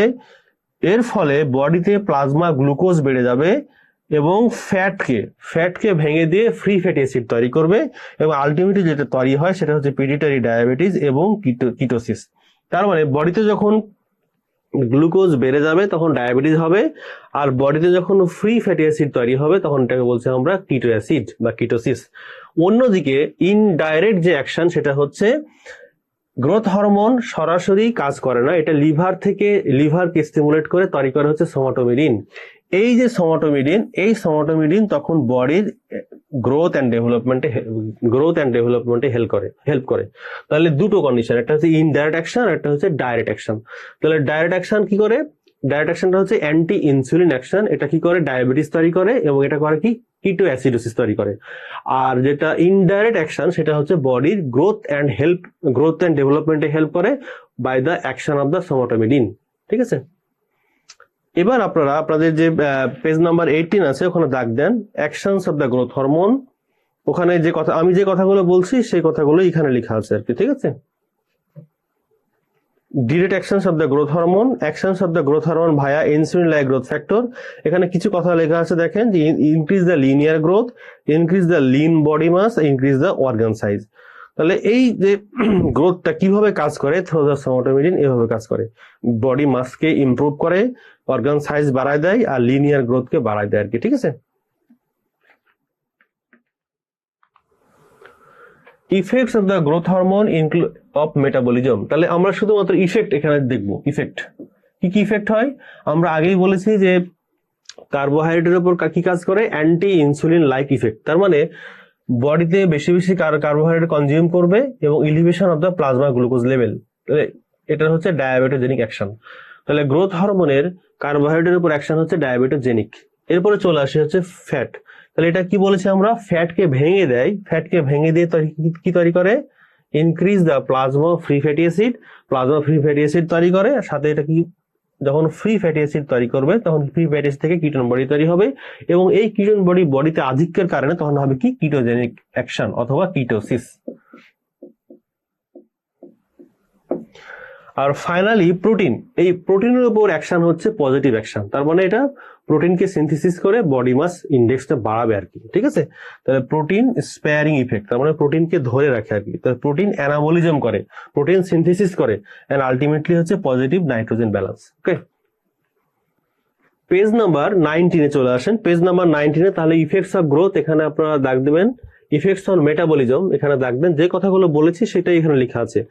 এখন দেখেন একদম নিচে লেখা আছে যে স্পেশাল অ্যাকশন। তাহলে এই যে স্পেশাল অ্যাকশন একটু আমাদের মনে রাখতে হবে, এটা দেবেন 3 স্টার। তাহলে গ্রোথ হরমোনের কিছু গুরুত্বপূর্ণ কাজ আছে যেটা হচ্ছে পিকিউলার টাইপ। কি? একটা হচ্ছে কি সোডিয়ামকে ধরে রাখে, প্রোল্যাকটিন লাইক ইফেক্ট, তার মানে ল্যাক্টোজেনেসিস করে, আর একটা হচ্ছে indirectly effects the insulin secretion. তাহলে growth hormone does not directly stimulate the beta cell of the pancreas. তার মানে এরা সরাসরি যদি ইনসুলিন সিক্রেশন নাও করে তবুও এরা কি করে? ইনডিরেক্টলি ইনসুলিন সিক্রেশন করে। আবার কি করে? সোডিয়ামকে রিটেনশন করে, আর একটা কাজ কি? ল্যাক্টোজেনেসিস করে। তাহলে এই তিনটি স্পেশাল অ্যাকশন হচ্ছে ভেরি ভেরি ইম্পর্টেন্ট। এখন এই যে ফ্লো চার্টটি দেওয়া আছে পেজ নাম্বার 20, তাহলে পেজ নাম্বার 20 আপনারা চলে আসেন। এখানে হচ্ছে flow chart of the growth hormone action. তাহলে এই যে প্রথম রোতে এটা হচ্ছে যে ডাইরেক্ট অ্যাকশন, এটা হচ্ছে ডাইরেক্ট অ্যাকশন, আর এটা হচ্ছে ইনডাইরেক্ট অ্যাকশন।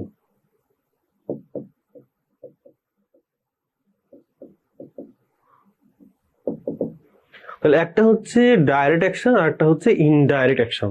তাহলে দেখেন যে ডাইরেক্ট অ্যাকশনে কি করে, সোডিয়াম রিটেনশন করছে, decrease the insulin sensitivity, lipolysis, protein synthesis and epiphyseal growth. তাহলে এটা হচ্ছে গ্রোথ হরমোনের ডিরেক্ট অ্যাকশন। আর ইনডিরেক্ট অ্যাকশনে দেখেন insulin like activity.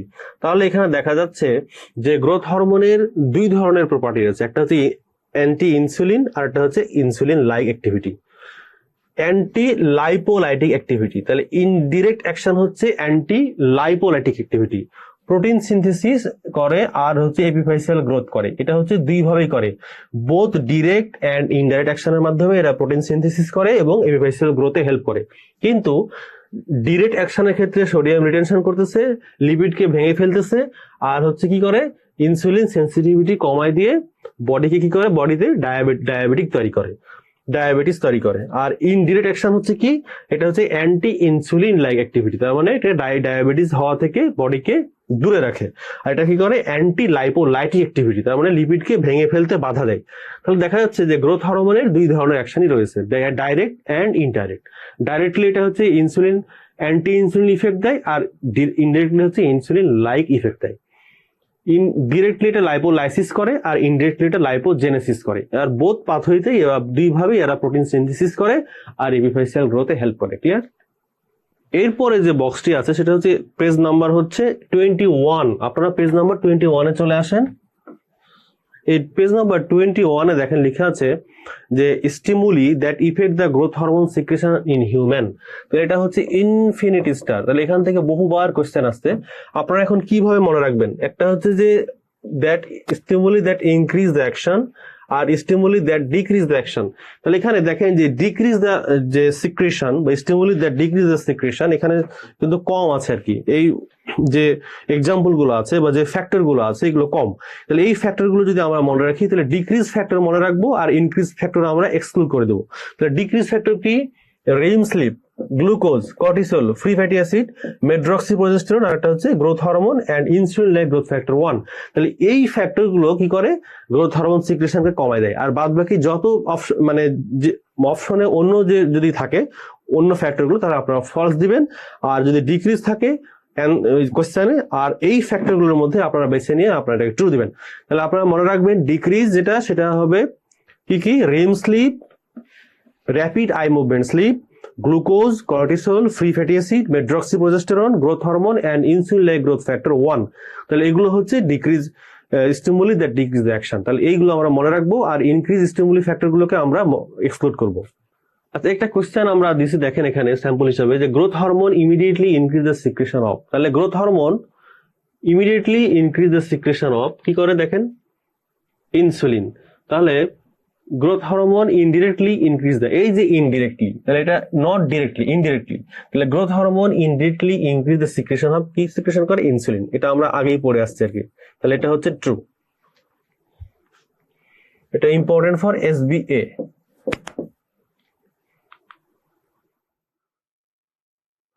Growth hormone secretion reduced by, তাহলে যে আমরা যে 5-7টা ফ্যাক্টর পাইছি ওইগুলো আর কি, যে গ্রোথ হরমোন সিক্রেশন রিডিউস, তাহলে কোন কোন ফ্যাক্টর রিডিউস করে? একটা হচ্ছে রেম স্লিপ, একটা হচ্ছে cortisol, insulin like growth factor 1, আর এক্সারসাইজ এবং ফাস্টিং এরা হচ্ছে গ্রোথ হরমোন সিক্রেশনকে বাড়ায় দেয়। সুতরাং এটা হচ্ছে ফলস। এবার আছে হচ্ছে সোমাটোমিডিন। তাহলে সোমাটোমিডিনের আর একটা নাম হচ্ছে গ্রোথ হরমোন স্টিমুলেটরি ফ্যাক্টর। ঠিক আছে, সোমাটোমিডিনের আরেকটা নাম হচ্ছে গ্রোথ হরমোন রিলিজিং হরমোন, আর সোমাটোস্ট্যাটিনের আরেকটি নাম হচ্ছে গ্রোথ হরমোন ইনহিবিটরি হরমোন। তাহলে দুটো প্যাচ লাগানো যাবে না। তাহলে সোমাটোমিডিন এটা কোথা থেকে আসে? এটা হচ্ছে লিভার থেকে আসে।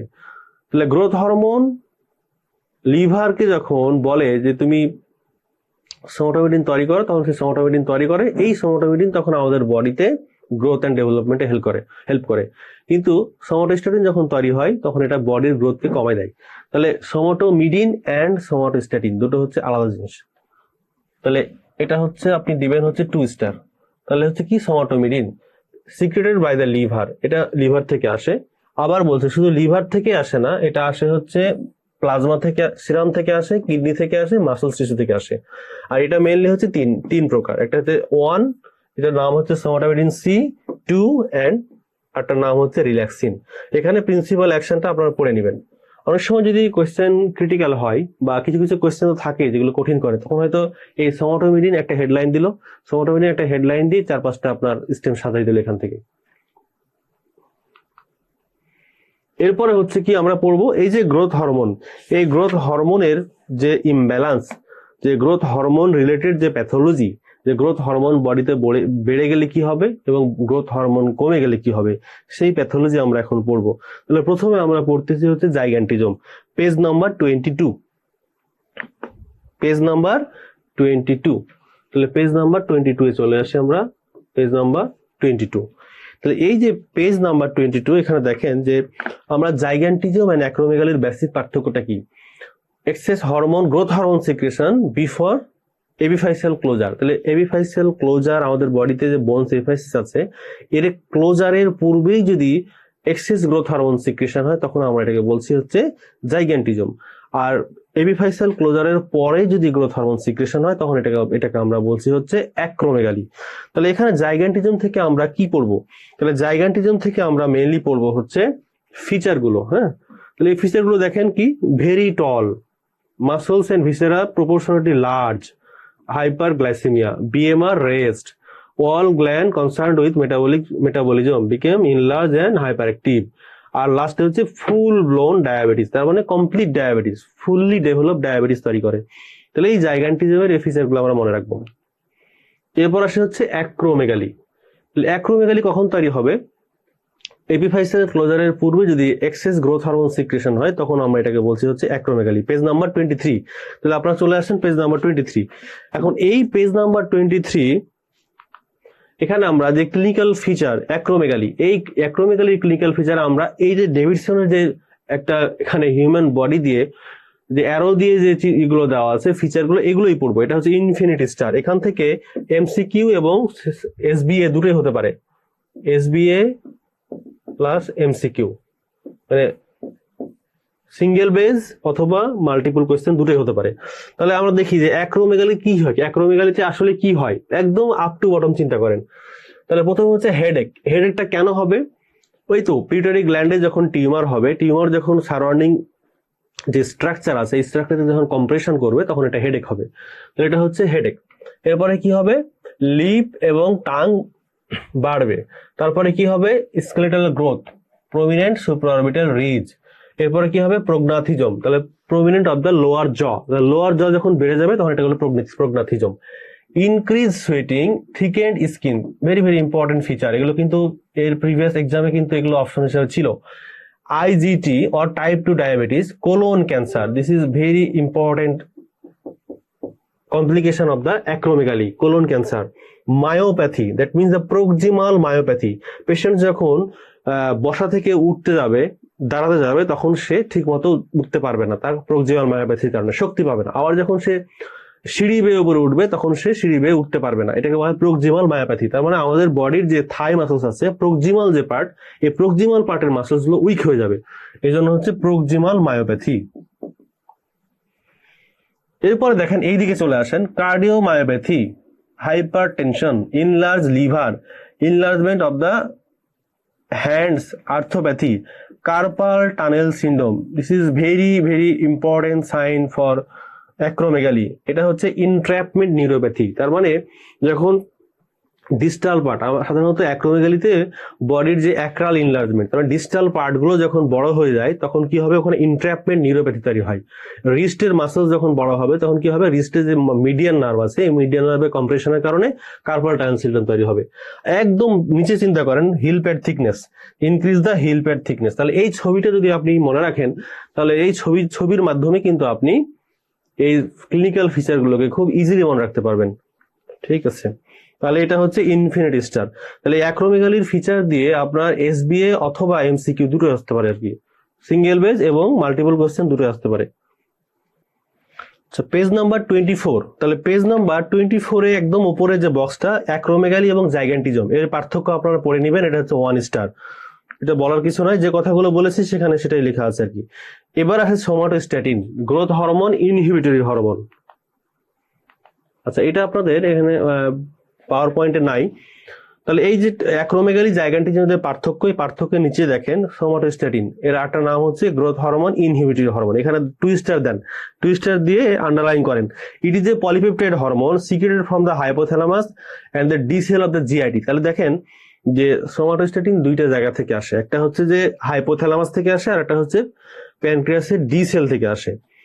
It inhibits the secretion of the growth hormone from the anterior pituitary, gastrin and gastric juice, CCK and pancreatic juice। তাহলে এই যে তিনটা জায়গায় এটা মানে যে আমাদের বডিতে যে জিআইটি যে হরমোনগুলো আছে সবগুলোর সিক্রেশন কমায় দেয়, ঠিক আছে। তাহলে একটা সোজা কথায় মনে রাখবেন যে সোমাটোস্ট্যাটিন দুনিয়ার সবকিছু কমায়, শুধু একটা জিনিস বাড়ায়, সেটা হচ্ছে increase the blood glucose level. তাহলে পাশে লিখে রাখেন এইভাবে যে সোমাটোস্ট্যাটিন সবকিছু কমায় কিন্তু বাড়ায় শুধুমাত্র ব্লাড গ্লুকোজ লেভেল। তাহলে সোমাটোস্ট্যাটিনের যতগুলো ফাংশন আছে সবগুলো হচ্ছে সাপ্রেসিভ ফাংশন, কিন্তু শুধুমাত্র ব্লাড গ্লুকোজের ক্ষেত্রে এটা ব্লাড গ্লুকোজ বাড়াবে, ঠিক আছে। এরপরে আমরা চলে আসি হচ্ছে প্রোল্যাকটিন, 24 নাম্বার পেজ। প্রোল্যাকটিনটা আমরা 1 স্টার দিয়ে পড়বো আর কি। It is structurally homologous to the growth hormone. এই কারণে বডিতে যখন গ্রোথ হরমোন বাড়ে ল্যাক্টোজেনেসিসও বাড়ে, ঠিক আছে। This is the important information. Regulation হয় দুই ভাবে, একটা হচ্ছে হাইপোথ্যালামিক কন্ট্রোল আর একটা হচ্ছে নেগেটিভ ফিডব্যাক মেকানিজম। তাহলে হাইপোথ্যালামিক কন্ট্রোলটা কিভাবে হয়? তাহলে hypothalamic control and thyrotropin releasing hormone, তাহলে টিআরএইচ। তাহলে টিআরএইচ আর একটা হচ্ছে কি ডোপামিন। আমরা জানি যে থাইরোট্রপিন রিলিজিং হরমোন কি করে? ডোপামিন সিক্রেশন করে, আর একটা কি করে হচ্ছে টিএসএইচ সিক্রেশন করে। তাহলে থাইরোট্রপিন রিলিজিং হরমোনের দুটো কাজ, একটা হচ্ছে থাইরয়েড স্টিমুলেটিং হরমোন সিক্রেশন করে, আর একটা কাজ হচ্ছে প্রোল্যাকটিন সিক্রেশন করে, নট ডোপামিন। তাহলে থাইরোট্রপিন রিলিজিং এর কাজ হচ্ছে একটা হচ্ছে আপনার থাইরয়েড স্টিমুলেটিং হরমোন সিক্রেশন করে, আর একটা হচ্ছে প্রোল্যাকটিন। তাহলে এই যে বলছে এখানে যে regulation of the protein secretion by the hypothalamic control by the dopamine and thyrotropin releasing hormone. তাহলে ডোপামিনের কাজ কি? ডোপামিনের কাজ হচ্ছে আমরা কি করে, এটা প্রোল্যাকটিন ইনহিবিট করে। তাহলে ডোপামিন কি করে? প্রোল্যাকটিন ইনহিবিট করে।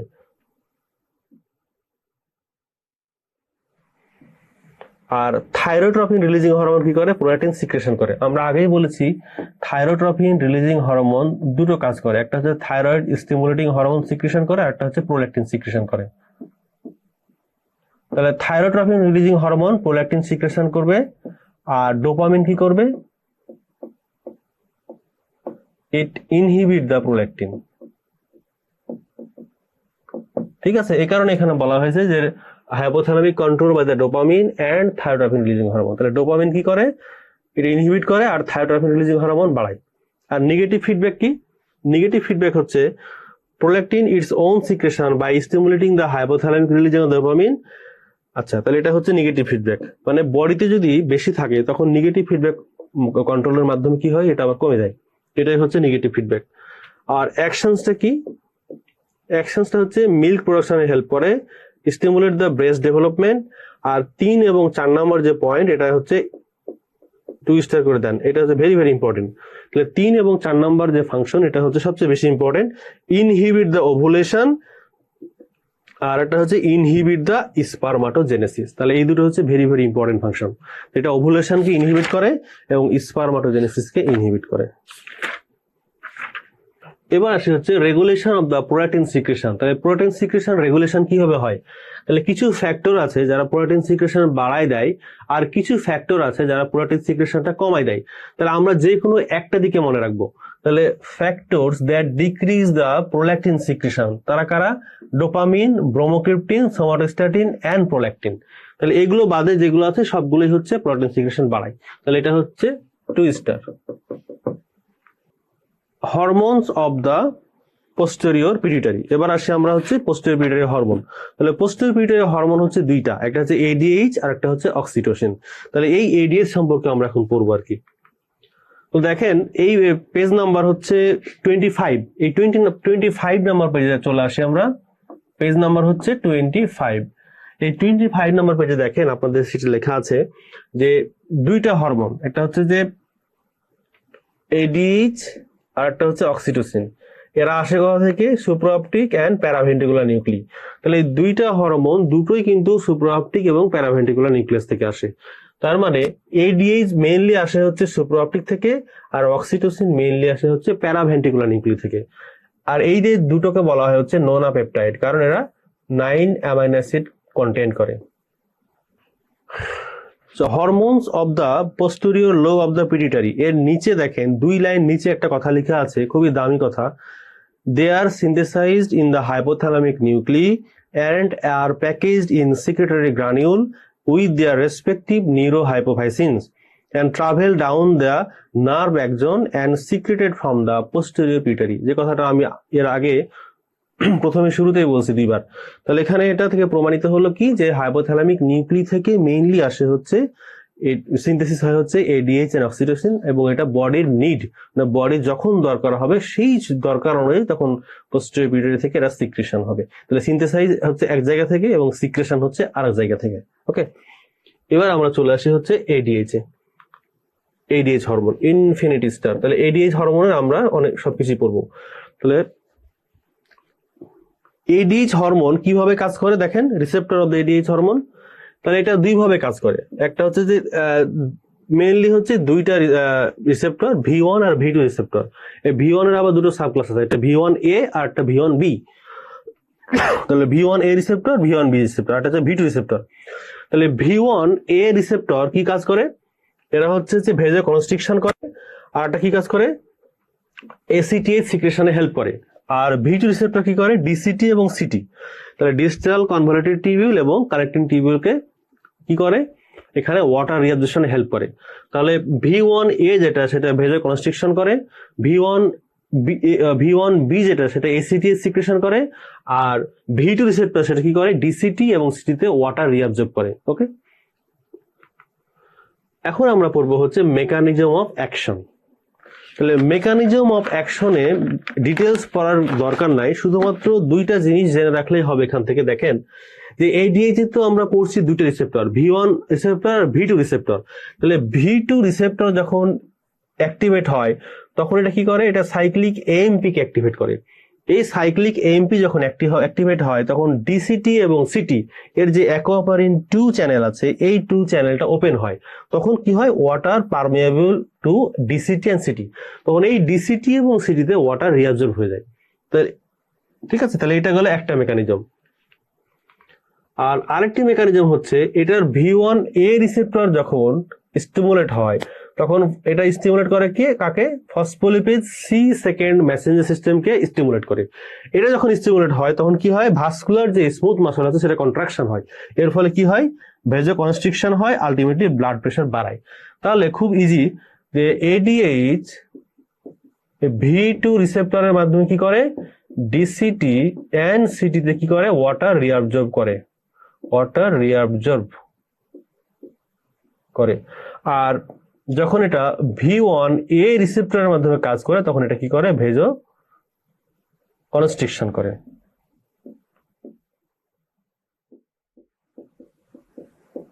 ভেজো কনস্ট্রিকশন, এই দুটো লাইন মনে রাখলেই হবে। ঠিক আছে, এবার আসে হচ্ছে অ্যাকশনস অফ দ্য এডিএইচ। তাহলে অ্যাকশনস অফ দ্য এডিএইচ এর যে 1 2 3 4 যে কথাগুলো বলেছি সেইগুলো আর কি, এটা আপনারা দাগ দিয়ে নেন, অলরেডি বলা হয়ে গেছে, এটা আপনারা পড়বেন।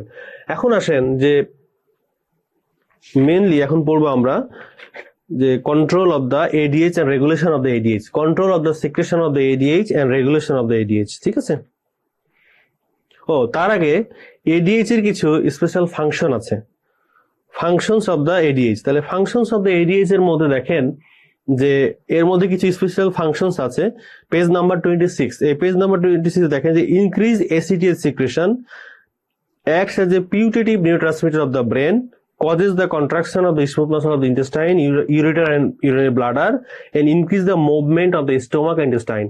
তাহলে আমরা গ্রোথ হরমোনের কিছু স্পেশাল ফাংশন পড়ছি, এখানে আবার এডিএইচ এর কিছু পিকুলিয়ার ফাংশন আমরা পড়লাম। তাহলে এটা দিবেন হচ্ছে 3 star. Special function of the ADH এখানে দিবেন হচ্ছে 3 স্টার। এরপরে আমরা পরের পেজে যাব হচ্ছে page number 27, control of the secretion of the ADH and regulation of the ADH. তাহলে এইটা কন্ট্রোল পড়ার জন্য আমাদের একটা ফ্লো চার্ট পড়লে যথেষ্ট। এই ফ্লোচারটা আমরা পড়বো। এই ফ্লোচারটা যদি বুঝতে পারেন তাহলে আপনারা কন্ট্রোল এবং রেগুলেশন বুঝে যাবেন। এখন মেইনলি পয়েন্ট হচ্ছে হাইপোথ্যালামাস, এটা হচ্ছে সেন্টার, এখান থেকেই মেইনলি এডিএইচ রিলিজ হবে। এখন কোন কোন স্টিমুলেটরি ফ্যাক্টর আছে যেটার উপর বেসিস করে এই হাইপোথ্যালামাস থেকে এডিএইচ রিলিজ হবে, সেটাই হচ্ছে আমাদেরকে দেখার বিষয়। তাহলে মেইনলি হচ্ছে দেখেন যে অসমোটিক স্টিমুলি আর একটা হচ্ছে নন অসমোটিক স্টিমুলি, ঠিক আছে? তাহলে এই দুটোই হচ্ছে মেইন স্টিমুলি। আর আদার্স এর মধ্যে হচ্ছে পেন, ইমোশন এন্ড স্ট্রেস। তাহলে আর আরো আরেকটা ফ্যাক্টর হচ্ছে অ্যানজিওটেনসিন 2 ফর্মেশন। তাহলে আদার্স এর মধ্যে pain, emotion, stress, angiotensin 2 formation. আর মেইনলি যে দুটো ফ্যাক্টর সেটা হচ্ছে অসমোটিক স্টিমুলি আর একটা হচ্ছে নন অসমোটিক স্টিমুলি। তাহলে অসমোটিক স্টিমুলি দ্যাট মিনস আমাদের বডিতে যখন অসমোলারিটি বেড়ে যাবে, তাহলে এই অসমোলারিটি বেড়ে যাবে কোন কোন কন্ডিশন? একটা হচ্ছে হাইপার অসমোলারিটি, যদি এক্সেস সোডিয়াম বডিতে বেড়ে যায়, গ্লুকোজ বেড়ে যায় এবং ম্যানিটল বেড়ে যায়, তাহলে এই কন্ডিশনগুলোতে হাইপার অসমোলারিটি হবে, তাহলে অসমোলারিটি বাড়বে। যদি এটা হয় তাহলে তখন কি হবে? অসমো রিসেপ্টর অ্যাক্টিভেট হবে। আমাদের হাইপোথ্যালামাসে যে অসমো রিসেপ্টর আছে এই রিসেপ্টরটা অ্যাক্টিভেট হবে, তখন হাইপোথ্যালামাসকে বলবে যে তুমি এডিএইচ বেশি বেশি রিলিজ করো। তাহলে এটা একটা গেল। আরেকটা হচ্ছে নন অসমোটিক স্টিমুলি, এটা হচ্ছে যে হাইপোভলিউমিয়া, হাইপোটেনশন। আমরা জানি যে আমাদের বডিতে যদি হাইপোভলিউমিয়া ডেভেলপ করে, হাইপোটেনশন ডেভেলপ করে, তাহলে বডিতে কি হয়? বডির ভলিউম বাড়ানোর জন্য বডিতে বেশি বেশি এডিএইচ সিক্রেশন হয়। তখন বডি চায় যে আমি এডিএইচ বেশি, মানে এডিএইচ সিক্রেশনের মাধ্যমে বেশি বেশি হচ্ছে ওয়াটারকে বডিতে কনজিউম করে ইসিএফ ভলিউমটাকে মেনটেন করতে। তাহলে এইটা মেনটেন হয় মেইনলি যে ব্যারো রিসেপ্টর দিয়ে। তাহলে ব্যারো রিসেপ্টরের কাজ হচ্ছে, এটা হচ্ছে স্ট্রেস রিসেপ্টর। তার মানে ব্যারো রিসেপ্টর, স্ট্রেস রিসেপ্টর, এটা অ্যাক্টিভেট হবে হচ্ছে হাইপারটেনশন আর হাইপার ভলিউমিয়াতে। কিন্তু যদি হাইপোটেনশন এবং হাইপোভলিউমিয়া ডেভেলপ করে তখন কি ব্যারো রিসেপ্টর কি হবে? ইনঅ্যাক্টিভেট হয়ে যাবে। তাহলে অ্যাক্টিভেট হবে কখন? হাইপারটেনশন এন্ড হাইপার ভলিউমিয়াতে ব্যারো রিসেপ্টর অ্যাক্টিভেট হবে, বাট হাইপোভলিউমিয়া এন্ড হাইপোটেনশনে ব্যারো রিসেপ্টর ইনঅ্যাক্টিভেট হবে। যদি ব্যারো রিসেপ্টর ইনঅ্যাক্টিভেট হয় তখন হাইপোথ্যালামাস কি হবে? অ্যাক্টিভেট হবে। তাহলে হাইপোথ্যালামাস অ্যাক্টিভেট হয়ে আলটিমেটলি তখন এডিএইচ রিলিজ হবে। তাহলে হাইপোথ্যালামাস অ্যাক্টিভেট হবে কি? অসমো রিসেপ্টর অ্যাক্টিভেট হইলে আর ব্যারো রিসেপ্টর ইনঅ্যাক্টিভেট হইলে। আর দুটো ফ্যাক্টর হচ্ছে অ্যানজিওটেনসিন 2 ফর্মেশন আর একটা হচ্ছে পেন, ইমোশন এন্ড স্ট্রেস। তাহলে এই যে চারটা ফ্যাক্টর, এই চারটা ফ্যাক্টর দিয়ে যখন হাইপোথ্যালামাস অ্যাক্টিভেট হবে তখন হাইপোথ্যালামাস থেকে more and more ADH release হবে। ওকে, তাহলে এটা যদি বুঝে থাকেন তাহলে এখন আপনারা চলে আসেন পেজ নাম্বার 27। এখানে দেখেন control of the secretion of the ADH and regulation of the ADH. এখানে অসমোটিক রেগুলেশন আর একটা হচ্ছে ভলিউম ইফেক্টস আর একটা হচ্ছে আদার। অসমোটিক রেগুলেশন ওখানে লেখা আছে দেখেন, যদি বডিতে অসমোলারিটি বাড়ে তখন কি হবে? অসমো রিসেপ্টর অ্যাক্টিভেট হবে হাইপোথ্যালামাসে, দেন এডিএইচ রিলিজ হবে। ওকে, এখন দেখেন ইসিএফ ভলিউম যদি কমে যায় বা ইসিএফ এ যদি অসমোলারিটি কমে যায় তখন কি হবে? অসমো রিসেপ্টর ইনঅ্যাক্টিভেট হবে। এখানে একটু কারেকশন করে নেন, ওখানে প্লাস চিহ্ন দেওয়া আছে, আপনারা মাইনাস করে নেন। তার মানে কি হবে? হাইপোথ্যালামাসের অসমো রিসেপ্টরটা ইনঅ্যাক্টিভেট হবে। তো যখন ইনঅ্যাক্টিভেট হবে তখন কি হবে? এডিএইচ রিলিজটা বাড়বে, তখন কমবে না। তাহলে ডিক্রিজ এডিএইচ আছে, ওখানে আপনারা বলেন যে ইনক্রিজ এডিএইচ।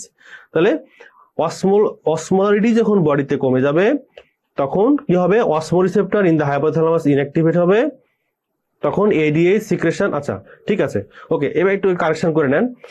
ইসিএফ ভলিউম যখন বডিতে কমে যায় তখন কি হবে? অসমো রিসেপ্টরটা কি হবে? ইনঅ্যাক্টিভেট হবে। অসমো রিসেপ্টর যখন ইনঅ্যাক্টিভেট হবে তখন এডিএইচ সিক্রেশনটা কমে যাবে। ওটা ঠিকই আছে। তাহলে অসমো রিসেপ্টরের পাশে আপনারা একটা মাইনাস চিহ্ন দিয়ে লিখে রাখেন অসমো রিসেপ্টর ইনঅ্যাক্টিভেট। তাহলে অসমোলারিটি যদি বডিতে বেড়ে যায় ultimately osmoreceptor in the hypothalamus activate হবে, এডিএইচ বেড়ে যাবে, সোজা কথা। যদি ইসিএফ এ যদি অসমোলারিটি কমে যায় অসমো রিসেপ্টরটা কি হবে? ইনঅ্যাক্টিভেট হয়ে যাবে আর এডিএইচ সিক্রেশনটা কমে যাবে। ওকে, এবার আসেন হচ্ছে ভলিউম ইফেক্ট। তাহলে ভলিউম ইফেক্ট কি? Barrow regulation. আমরা জানি যদি ব্যারো রেগুলেশন যদি অ্যাক্টিভেট হয় এডিএইচ সিক্রেশন কমে যায়, আর ব্যারো রেগুলেশন যদি ইনঅ্যাক্টিভেট হয় এডিএইচ সিক্রেশন বেড়ে যাবে। ঠিক আছে, তাহলে কেমো রিসেপ্টরের সাথে ব্যারো রিসেপ্টরের ঘটনাটা ঠিক উল্টোটা। তাহলে ব্যারো রিসেপ্টর যদি অ্যাক্টিভেট হয়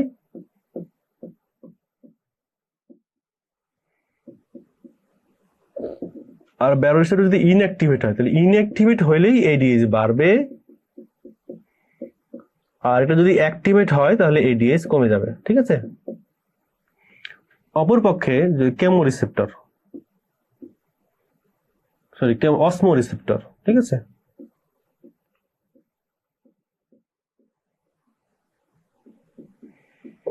অসমো রিসেপ্টর যদি অ্যাক্টিভেট হয় আর ইনঅ্যাক্টিভেট হয়, তাহলে অ্যাক্টিভেট হলে এডিএইচ বেড়ে যাবে আর ইনঅ্যাক্টিভেট হলে এডিএইচ কমে যাবে,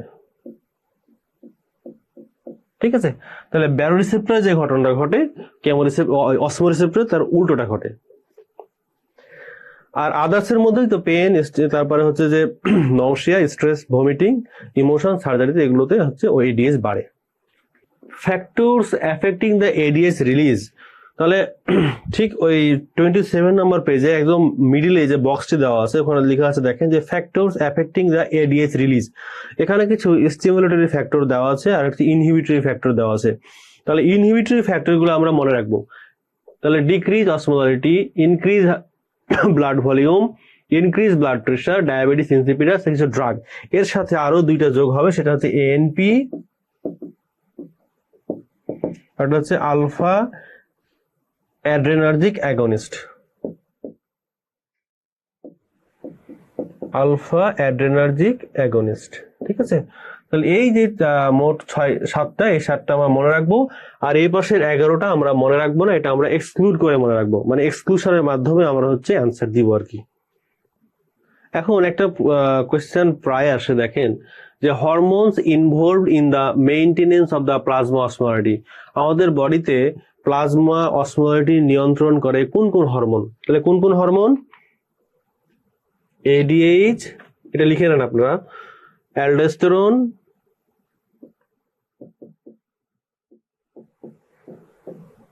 আরটা হচ্ছে ANP.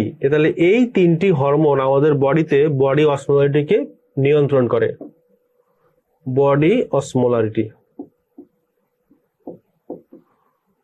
Body osmolarity controlled by, ঠিক আছে। তাহলে বডি অসমোলারিটি মেইনলি কন্ট্রোল হয় এই 3টি হরমোন দিয়ে, এডিএইচ, অ্যালডোস্টেরন, এএনপি। তাহলে এখানে অ্যান্সার হবে কোনটা? এএনপি আর হচ্ছে এডিএইচ, ঠিক আছে। আচ্ছা, এখন আমরা এডিএইচ এর প্যাথোলজি পড়বো, যে আলটিমেটলি বডিতে যদি এডিএইচ বেড়ে যায় অথবা এডিএইচ কমে যায় তাহলে কি হয়। পেজ নাম্বার 28, আপনারা পেজ নাম্বার 28 এ চলে আসেন, disorders of the ADH secretion. এখন আমরা এটা পড়বো। তাহলে disorders of the ADH secretion, আমাদের বডিতে যদি এডিএইচ সিক্রেশন বেড়ে যায় তাহলে একটা কন্ডিশন ডেভেলপ করে, তার নাম হচ্ছে syndrome inappropriate antidiuretic hormone. আর যদি কমে যায় তখন কি হবে? Diabetes insipidus. তাহলে কি হচ্ছে? ডায়াবেটিস ইনসিপিডাস, একটা হচ্ছে কি syndrome inappropriate antidiuretic hormone. তাহলে এটা এই দুটোর মধ্যে যে বেসিক পার্থক্য, সেই পার্থক্যটা আপনাদের আমি এখন বুঝাবো। তাহলে ঠিক আছে, আমরা বলছি যে যদি এডিএইচ কমে যায় বডিতে তখন সেটা হচ্ছে ডায়াবেটিস ইনসিপিডাস, আর যদি এডিএইচ বেড়ে যায় তখন আমরা এটাকে বলছি হচ্ছে syndrome inappropriate antidiuretic hormone, ঠিক আছে। দুটো হচ্ছে ক্লিনিক্যাল কন্ডিশন, ডায়াবেটিস ইনসিপিডাস আর একটা হচ্ছে syndrome inappropriate antidiuretic hormone. এখন এই ডায়াবেটিস ইনসিপিডাস আবার দুই প্রকার,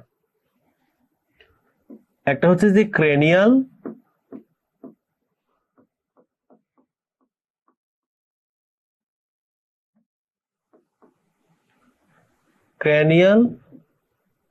আর একটা হচ্ছে নেফ্রোজেনিক। আচ্ছা, ক্রেনিয়াল ডায়াবেটিস ইনসিপিডাস তখনই বলবো যখন পিটিটারিতে যদি কোনো লেশন হয়, সেই কারণে যদি এডিএইচ সিক্রেশনটা বডিতে কমে যায় তখন যে কন্ডিশনটা হয় সেটা হচ্ছে ক্রেনিয়াল ডায়াবেটিস ইনসিপিডাস। আমরা জানি যে এডিএইচ এর কাজ হচ্ছে ওয়াটারকে বডিতে ধরে রাখা। এখন এই এডিএইচ এর পরিমাণ যদি বডিতে কমে যায় তাহলে কি হবে? More and more urine secretion হবে, তাহলে বডি থেকে পানি কি হবে? কিডনির মাধ্যমে বের হয়ে যাবে। তাহলে এটা হচ্ছে ক্রেনিয়াল ডায়াবেটিস ইনসিপিডাস। কিন্তু যদি পিটিটারিতে কোনো লেশন না হয় বা পিটিটারিতে কোনো প্যাথোলজি না থাকে, কিন্তু কিডনির যে নেফ্রন আছে, নেফ্রনের যে অ্যাকোয়াপোরিন 2 চ্যানেল আছে, সেখানে যদি মিউটেশন হয়ে অ্যাকোয়াপোরিন 2 চ্যানেল যদি মিউটেশনের মাধ্যমে সেটা যদি নষ্ট হয়ে যায় তখন বডিতে কি হবে? এডিএইচ ঠিক পরিমাণে থাকার পরেও এডিএইচ এর ইনফ্লুয়েন্সে অ্যাকোয়াপোরিন 2 চ্যানেল ওপেন হতে পারবে না। এই কারণে তখন ওয়াটার রিঅ্যাবজর্ব হবে না ডিসিটিতে এবং সিটিতে। সেই ক্ষেত্রে কি হবে, তার more and more water secretion through the urine. ঠিক আছে, তো দুটো হচ্ছে বেসিক কনসেপ্ট। একটা হচ্ছে যে এডিএইচ বডিতে কম, আর একটা হচ্ছে এডিএইচ বডিতে পরিমাণে ঠিক আছে কিন্তু নেফ্রনের সমস্যার কারণে ওয়াটারটা রিঅ্যাবজর্ব হচ্ছে না। এটা হচ্ছে ডায়াবেটিস, নেফ্রোজেনিক ডায়াবেটিস ইনসিপিটাস। তাহলে একটা হচ্ছে ক্রেনিওজেনিক ডায়াবেটিস ইনসিপিটাস, আর একটা হচ্ছে নেফ্রোজেনিক ডায়াবেটিস ইনসিপিটাস। একটা হচ্ছে নেফ্রনে প্রবলেম, আর একটা হচ্ছে পিটুইটারিতে প্রবলেম। এটা তো গেল। এখন প্রশ্ন আসে হচ্ছে যেটা বেসিক যে কনসেপ্ট, সেটা হচ্ছে বায়োকেমিক্যাল ফিচার। তাহলে ডায়াবেটিস ইনসিপিটাসে প্লাজমাতে সোডিয়াম কনসেন্ট্রেশন কেমন থাকে, ইউরিনে সোডিয়াম কনসেন্ট্রেশন কেমন থাকে, প্লাজমাতে অসমোলারিটি কেমন থাকে, ইউরিনে সোডিয়াম কনসেন্ট্রেশন কেমন থাকে। অনুরূপভাবে সিনড্রোম ইনঅ্যাপ্রোপ্রিয়েট অ্যান্টিডায়াবেটিক হরমোনে প্লাজমা এবং ইউরিনে অসমোলারিটি এবং সোডিয়াম কি পরিমাণে থাকবে, এটাই পরীক্ষাতে আসে। এখন আমি এটাই আপনাদের পড়াবো আর কি। তো এটা হচ্ছে ডায়াবেটিস ইনসিপিডাস, এটা হচ্ছে সিনড্রোম ইনঅ্যাপ্রোপ্রিয়েট অ্যান্টিডায়াবেটিক হরমোন। এখন চিন্তা করেন ডায়াবেটিস ইনসিপিডাসে আমরা জানি more and more urine formation. তাহলে ইউরিন ফর্মেশন বেশি যদি হয়, ইউরিনের ভলিউম যদি বেশি হয়, তাহলে কি হবে, ইউরিনের ভলিউম বেশি মানে এখানে কি, ইউরিনের অসমোলারিটি কম। ঠিক আছে, তাহলে ডিক্রিজ ইউরিন অসমোলারিটি। তাহলে যত ইউরিনের ভলিউম যত বেশি হবে, ইউরিনের অসমোলারিটি তত কমবে, ইউরিনের সোডিয়ামের পরিমাণ তত কমবে। Decrease urine sodium. ঠিক আছে, তাহলে ঠিক এর উল্টা চিত্র ঘটবে ব্লাডে। তাহলে প্লাজমাতে কি হবে, increase plasma osmolarity.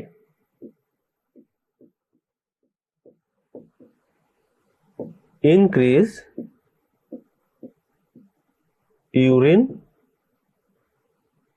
increase plasma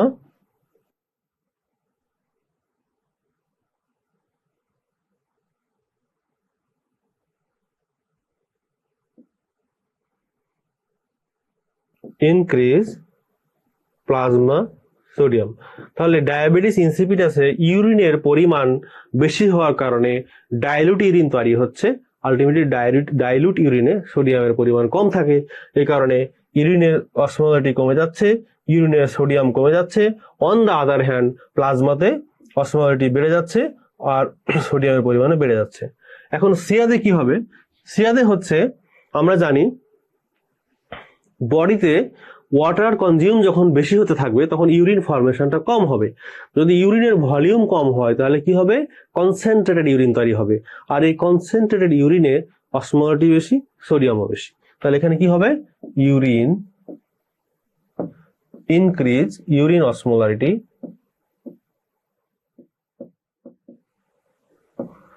increase urine sodium. ঠিক আছে, এটা কিন্তু ইউরিনে সোডিয়াম বেশি।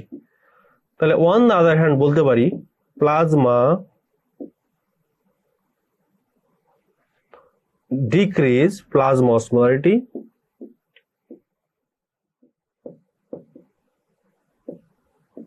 ডিক্রিজ প্লাজমা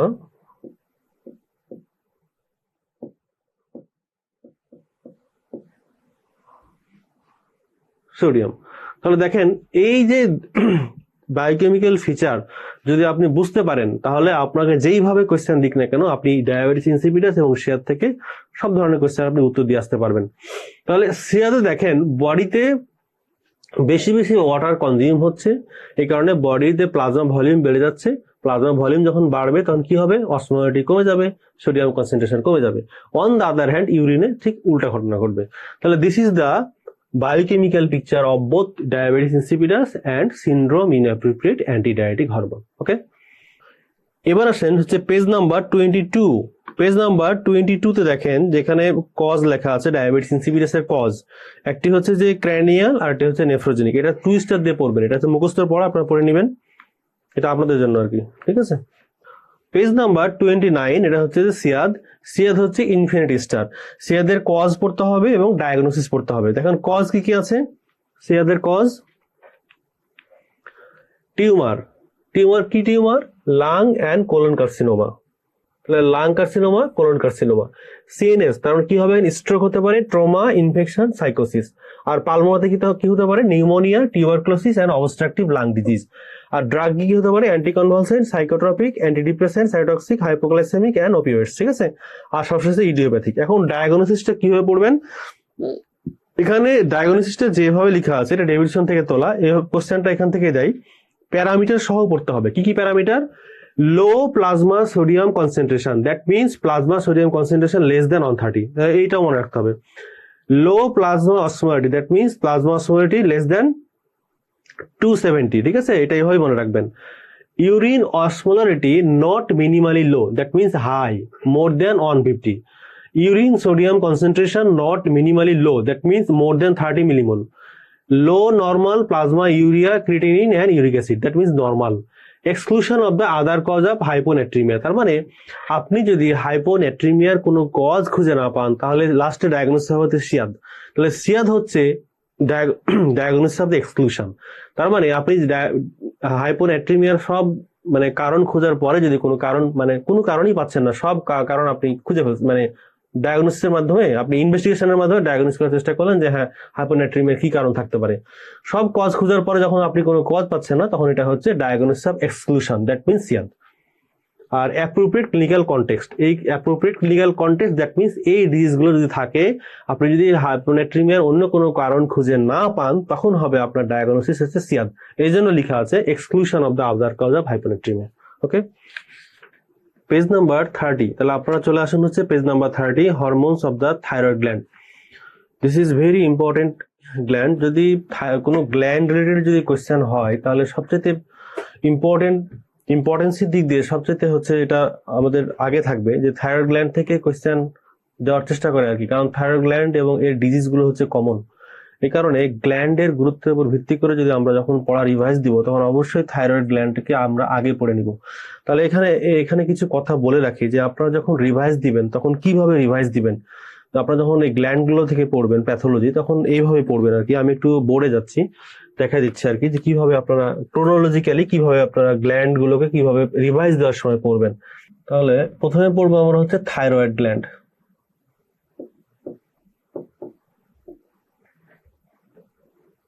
থাইরয়েডের সাথে আপনারা পড়বেন হচ্ছে প্যারাথাইরয়েড।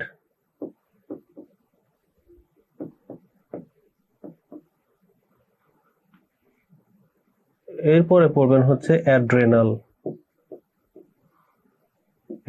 গ্ল্যান্ড। কারণ এইভাবে কিন্তু এই যে গ্ল্যান্ডের ইম্পর্টেন্সের ভিত্তি করে কিন্তু কোয়েশ্চেনগুলো সেট হয় আর কি। তারপরে আপনি পড়বেন হচ্ছে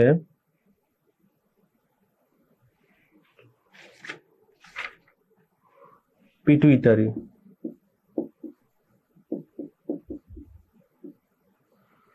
পিটুইটারির সাথে হাইপোথ্যালামাস পড়ে ফেলবেন আর কি, হাইপোথ্যালামাস। হ্যাঁ, এরপরে পড়বেন হচ্ছে আপনারা প্যানক্রিয়াস, এরপরে হচ্ছে টেস্টিস এন্ড ওভারি। তাহলে আপনারা যখন গ্ল্যান্ড পড়বেন তখন এইভাবে পড়বেন, তাহলে আপনাদের রিভাইজ দেওয়ার সময় এইভাবে রিভাইজ দিবেন। নইলে দেখা যাচ্ছে যে ইম্পর্টেন্ট জিনিস পরীক্ষার সময় রিভাইজ দেওয়া হচ্ছে না, আপনারা পরীক্ষায় পাচ্ছেন না। Hormones of the thyroid gland, page number 30। তাহলে দিস ইজ ইনফিনিটি স্টার। যদি একটা গ্ল্যান্ড থেকে যদি কোনো কোয়েশ্চেন করে তাহলে প্রথমেই করবে হচ্ছে থাইরয়েড গ্ল্যান্ড থেকে। তাহলে মাইন্ড ইট, তাহলে থাইরয়েড গ্ল্যান্ড হচ্ছে হট টপিকস। তাহলে থাইরয়েড গ্ল্যান্ডের ফিজিওলজি রিলেটেড যত পড়া আমরা খুব ভালো করে পড়বো, কারণ থাইরয়েড গ্ল্যান্ড অনেক ভাস্ট একটা টপিকস এবং এখান থেকে প্রত্যেকবার কোয়েশ্চেন হবে, সুতরাং এটা খুব ভালো করে পড়া লাগবে। আপনাদের দেখেন এই আমরা থাইরয়েড গ্ল্যান্ড পড়ার আগে পেজ নাম্বার 30-তে আসেন। পেজ নাম্বার 30-তে দেখেন কিছু কথা আমি আপনাদের এখানে বলছি, আপনারা দাগায় নেন, যেটা প্রজেক্টরে নাই আর কি।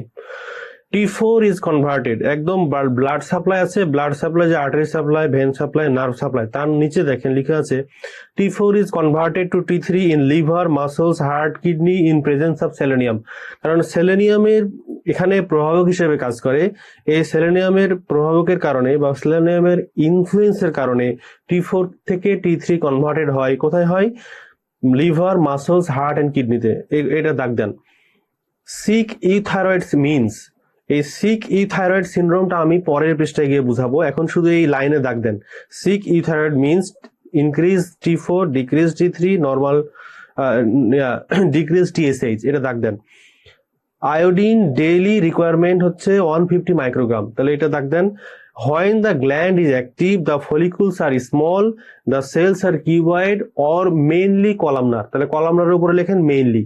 আর when inactive it is flattened, তার মানে এই যে গ্ল্যান্ড যখন অ্যাক্টিভ থাকে তখন এর লাইনিং এপিথেলিয়াম থাকে কলামনার, যখন গ্ল্যান্ড ইনঅ্যাক্টিভেট হয়ে যায় তখন এর লাইনিং এপিথেলিয়াম হয়ে যায় ফ্ল্যাটেন্ড। ওকে, এরপরে চলে আসেন হচ্ছে 31 steps of thyroid hormone biosynthesis. এখন এটা তো পুরোপুরি মুখস্থ করার দরকার নাই, কতটুকু পড়বেন আমি সেটা বুঝাই দিচ্ছি আর কি। তাহলে steps of thyroid hormone biosynthesis সবগুলো মুখস্থ করার দরকার নাই, এখান থেকে বিগত সালে যেই স্টেম গুলো আসছে আমরা শুধুমাত্র সেগুলো বের করে পড়বো। তাহলে দেখেন এখানে লেখা আছে যে synthesise from the tyrosine residue, এখানে দাগ দিবেন। তাহলে এই এতটুকু পড়তে হবে, টাইরোসিন রেসিডিউ, ঠিক আছে। আয়োডাইড ট্র্যাপিং, তাহলে এই ট্র্যাপিংটা কি হয়? এগেইনস্ট দ্য কনসেন্ট্রেশন গ্রেডিয়েন্ট, তাহলে এই কথাটা ভেরি ভেরি ইম্পর্টেন্ট। তাহলে ট্র্যাপিংটা হয় হচ্ছে কনসেন্ট্রেশন গ্রেডিয়েন্টে এগেইনস্টে, stimulated by the TSH hormone, তাহলে থাইরয়েড স্টিমুলেটিং হরমোনের স্টিমুলেশনে আয়োডাইড ট্র্যাপিং হয় এবং সেটা অবশ্যই কনসেন্ট্রেশনের গ্রেডিয়েন্টের এগেইনস্টে। এটাই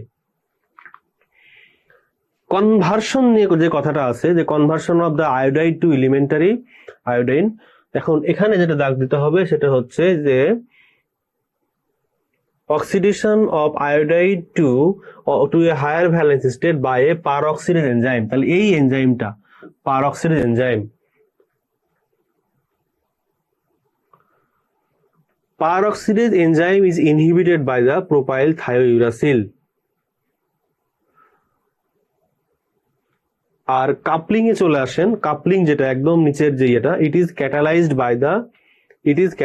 by TPO, that means the thyroid peroxidase enzyme and stimulated by the thyroid stimulating hormone। তাহলে সিনথেসিস থেকে এই কয়েকটা লাইন পড়লেই আপনার হবে। আর একটা যেটা পড়া লাগবে সেটা হচ্ছে আমি দেখাচ্ছি যে TSH ইনক্রিজ, তাহলে ফাংশনস অফ TSH, এটা আপনাদের সিটে দেওয়া নাই, লেকচার সিটে দেওয়া নাই, এটা আপনারা লিখে নেন। তাহলে ওয়াল আর ফাংশনস, তাহলে এগুলো যতগুলো আছে সবগুলোই হচ্ছে TSH এর ফাংশন। তো এটা আপনারা ফাঁকা জায়গায় লেকচার সিটে যে ফাঁকা জায়গা আছে ওখানে লিখে নেন। TSH increase the number of thyroid cells, size of the thyroid cells, organification of the tyrosine, synthesis of the thyroglobulin and increase the activity of the iodide pump। তাহলে এই সবগুলোই হচ্ছে TSH এর কাজ। তাহলে এটা কিন্তু একবার পরীক্ষাতে আসছে। তাহলে এই যে 5টা ফাংশন, এটা ভুল করা যাবে না, TSH এর ফাংশন, ঠিক আছে।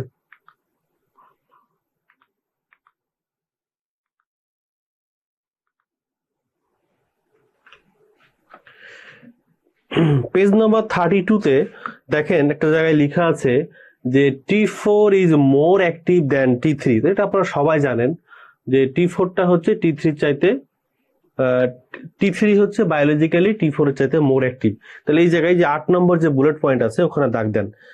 আর এরপরে চলে আসেন হচ্ছে binding of the T3 and T4। এখানে কি পড়া লাগবে সেটা আমি বলে দিচ্ছি, কতটুকু পড়া লাগবে। Binding of the T3 T4 headline এর নিচে লেখা আছে দেখেন যে in the circulation most of the T3 and T4 is bound to the thyroxine binding globulin. কোয়েশ্চেনটা কি আসে? থাইরক্সিন বাইন্ডিং গ্লোবিলিন বাড়ে কোন কোন কন্ডিশনে এবং থাইরক্সিন বাইন্ডিং গ্লোবিলিন কমে কোন কোন কন্ডিশনে, পরীক্ষাতে এটা আসে। তাহলে থাইরক্সিন বাইন্ডিং গ্লোবিলিন হচ্ছে one kind of plasma protein coming from the liver. তাহলে এটা হচ্ছে একটা প্লাজমা প্রোটিন যেটা কিনা লিভার থেকে আসে। তো যদি লিভারের কোনো প্রবলেম হয় তাহলে থাইরক্সিন বাইন্ডিং গ্লোবিলিন কমে যাবে। তাহলে থাইরক্সিন বাইন্ডিং গ্লোবিলিন কমে কোন কোন কন্ডিশনে এবং থাইরক্সিন বাইন্ডিং গ্লোবিলিন বাড়ে কোন কন্ডিশনে, এটাই আজকে আমরা পড়বো আর কি। তাহলে থাইরক্সিন বাইন্ডিং গ্লোবিলিন বাড়ে কোন কন্ডিশনে, কমে। আমরা বলেছি যে থাইরক্সিন বাইন্ডিং গ্লোবিলিন হচ্ছে কোথা থেকে আসে? লিভার থেকে আসে। তাহলে লিভার যদি ফেলিওর হয়, that means the hepatic failure, তাহলে যদি হেপাটিক ফেলিওর হয় তাহলে কমবে, কিন্তু বাড়ে কিসে কিসে এটা এখানে দেওয়া নাই, আপনাদের লিখে নিতে হবে। একটা হচ্ছে ওরাল কন্ট্রাসেপটিভ পিল, আর একটা হচ্ছে প্রেগনেন্সি, আর একটা হচ্ছে ইস্ট্রোজেন, একসাথে লিখেন ইস্ট্রোজেন। আর দুইটা হচ্ছে হাইপোথাইরয়েডিজম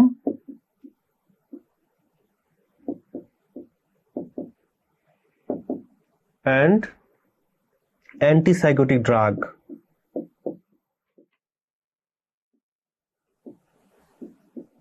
অ্যান্টিসাইকোটিক ড্রাগ, তাহলে এই কন্ডিশনগুলোতে থাইরক্সিন বাইন্ডিং গ্লোবুলিন বাড়ে। তাহলে oral contraceptive pill, oestrogen, pregnancy, hypothyroidism and antipsychotic drug. তাহলে এটা কিন্তু একবার কোশ্চেন আসছিল পরীক্ষাতে যে কোন কোন কন্ডিশনে থাইরক্সিন বাইন্ডিং গ্লোবুলিন বাড়ে আর কমে, যেটা সেটা তো জানেনি। তাহলে এই 4-5টা হচ্ছে এটার option. Page number 34, page number 34-এ চলে আসেন। Raw materials acquired for thyroid hormone synthesis. তাহলে কি কি আছে? একটা হচ্ছে আয়োডাইড আর একটা হচ্ছে টাইরোসিন। তাহলে এটা অনস্টার দেন, এই দুটো জিনিস মাঝে মধ্যে পরীক্ষাতে আসে যে থাইরয়েড হরমোন সিনথেসিসে কি কি লাগে। একটা হচ্ছে আয়োডিন লাগে, একটা হচ্ছে আয়োডাইড অ্যান্ড টাইরোসিন। এখন থাইরয়েড হরমোন কোন কোন প্লাজমা প্রোটিনের সাথে বাইন্ড করে থাকে এটা একবার দিছিল অনেক আগে। যদি কোশ্চেন কঠিন হয় কখনো, তাহলে আমাদের এই ধরনের কোশ্চেন চলে আসতে পারে। আর এখন তো কোশ্চেন গুলো আসলে গতানুগতিক রিপিট হয় না খুব একটা, সুতরাং আমাদেরকে প্রিপারেশনটা আমাদের সেই লেভেলে থাকা লাগবে, যেন একটু যদি ঘুরিয়ে কোশ্চেন দেয় বা একটু ক্রিটিক্যাল কোশ্চেন দেয় তাহলে যেন আমরা এটা উত্তর করে আসতে পারি। তাহলে দেখেন যে থাইরয়েড কোন কোন প্লাজমা প্রোটিনের সাথে, থাইরয়েড হরমোন কোন কোন প্লাজমা প্রোটিনের সাথে বাইন্ড করে থাকে। একটা হচ্ছে thyroxine binding globulin, thyroxine binding pre albumin, কেটে দেন এটা, এটা ঠিক করে নেন। থাইরক্সিন বাইন্ডিং প্রি অ্যালবুমিন আর ফাইনালি হচ্ছে অ্যালবুমিন। তাহলে এই তিনটা প্লাজমা প্রোটিনের সাথে থাইরয়েড প্লাজমাতে ইয়ে করে থাকে আর কি, বাইন্ড করে থাকে প্লাজমা প্রোটিনের সাথে। এখন ডিফারেন্স আমরা দেখবো, difference between the T3 T4, এটা আপনারা পড়ে নিবেন এটা 1 স্টার দিয়ে, ঠিক আছে? এটা আপনাদের দায়িত্ব। Difference between the T3 T4 এটা আপনারা সবাই জানেন। এখন আসেন যে পরের যে স্লাইড, যে physiological effect of the thyroid hormone, page number 35, infinity star. এখান থেকে কিন্তু পরীক্ষা কোশ্চেন আসার সম্ভাবনা অনেক। এটা হচ্ছে থাইরয়েড হরমোনের হচ্ছে নর্মাল ফাংশন। তার নর্মাল ফাংশন কি দেখেন, যে হার্টে কি করে, হার্টে হচ্ছে both ionotropic and chronotropic effect. Adipose টিস্যুতে কি করে, স্টিমুলেট দ্য লাইপোলাইসিস।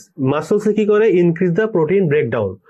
বোনসে কি করে, promote the normal growth and development. Nervous system কি করে, normal the brain development, promote normal brain development. গাটে কি করে, increase rate of carbohydrate absorption. আর এখানে কি করে দেখেন, লিপোপ্রোটিন মেটাবলিজম কি করে, promote the formation the LDL formation, LDL receptor. তাহলে এই যে এলডিএল রিসেপ্টর ফরমেশনটা বাড়ায়, আমরা জানি যে থাইরয়েড হরমোনের যদি ডিফিসিয়েন্সি হয় তাহলে বডিতে কিন্তু কোলেস্টেরল বেড়ে যায়। আর যদি থাইরয়েড হরমোন বডিতে পর্যাপ্ত পরিমাণে থাকে তাহলে বডিতে কোলেস্টেরলের পরিমাণটা কি থাকে, নর্মাল থাকে। এই যে বডিতে এলডিএল ফরমেশনটা প্রমোট করে, এলডিএল ফরমেশন যখন প্রমোট হয় তখন কি হয়, লিভারে এলডিএল রিসেপ্টরের সাথে এলডিএল ডিগ্রেডেশন, যখন এলডিএল লিভারে যে এলডিএল রিসেপ্টর আছে ওই যে যখন বাইন্ড করে তখন এলডিএলটা কি হয়, মেটাবলিজ হয়ে ডিগ্রেডেশন হয়ে যায়।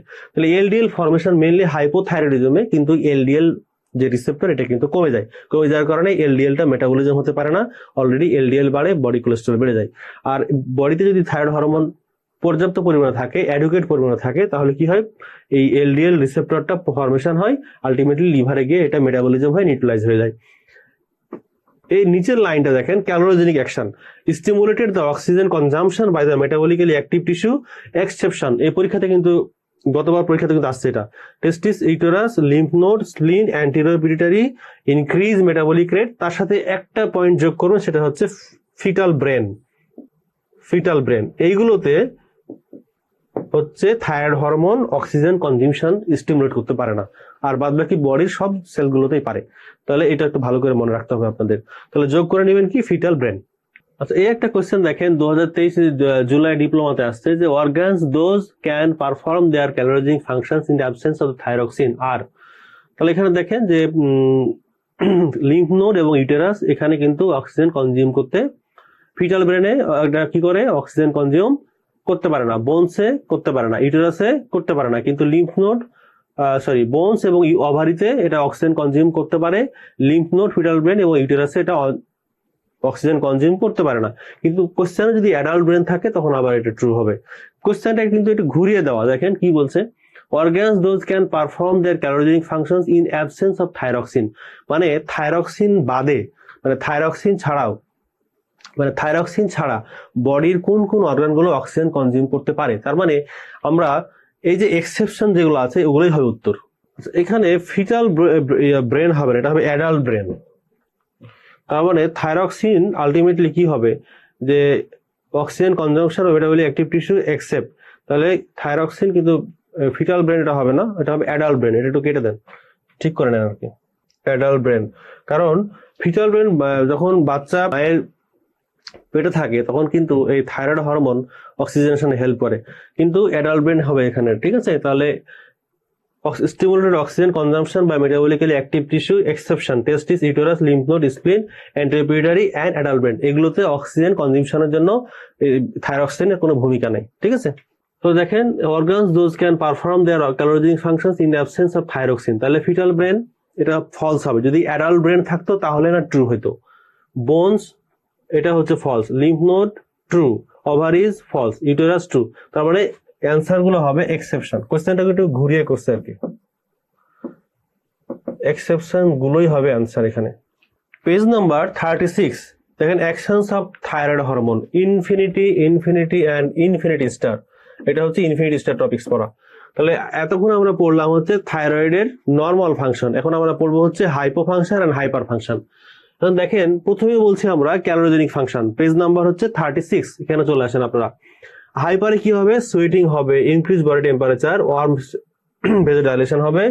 আর হাইপোতে হবে feeling of coldness, cold intolerance, dry skin, এটা আপনারা সবাই জানেন। আচ্ছা, কার্বোহাইড্রেট মেটাবলিজম এখানে লিখে দেখেন যে ইনক্রিজ প্লাজমা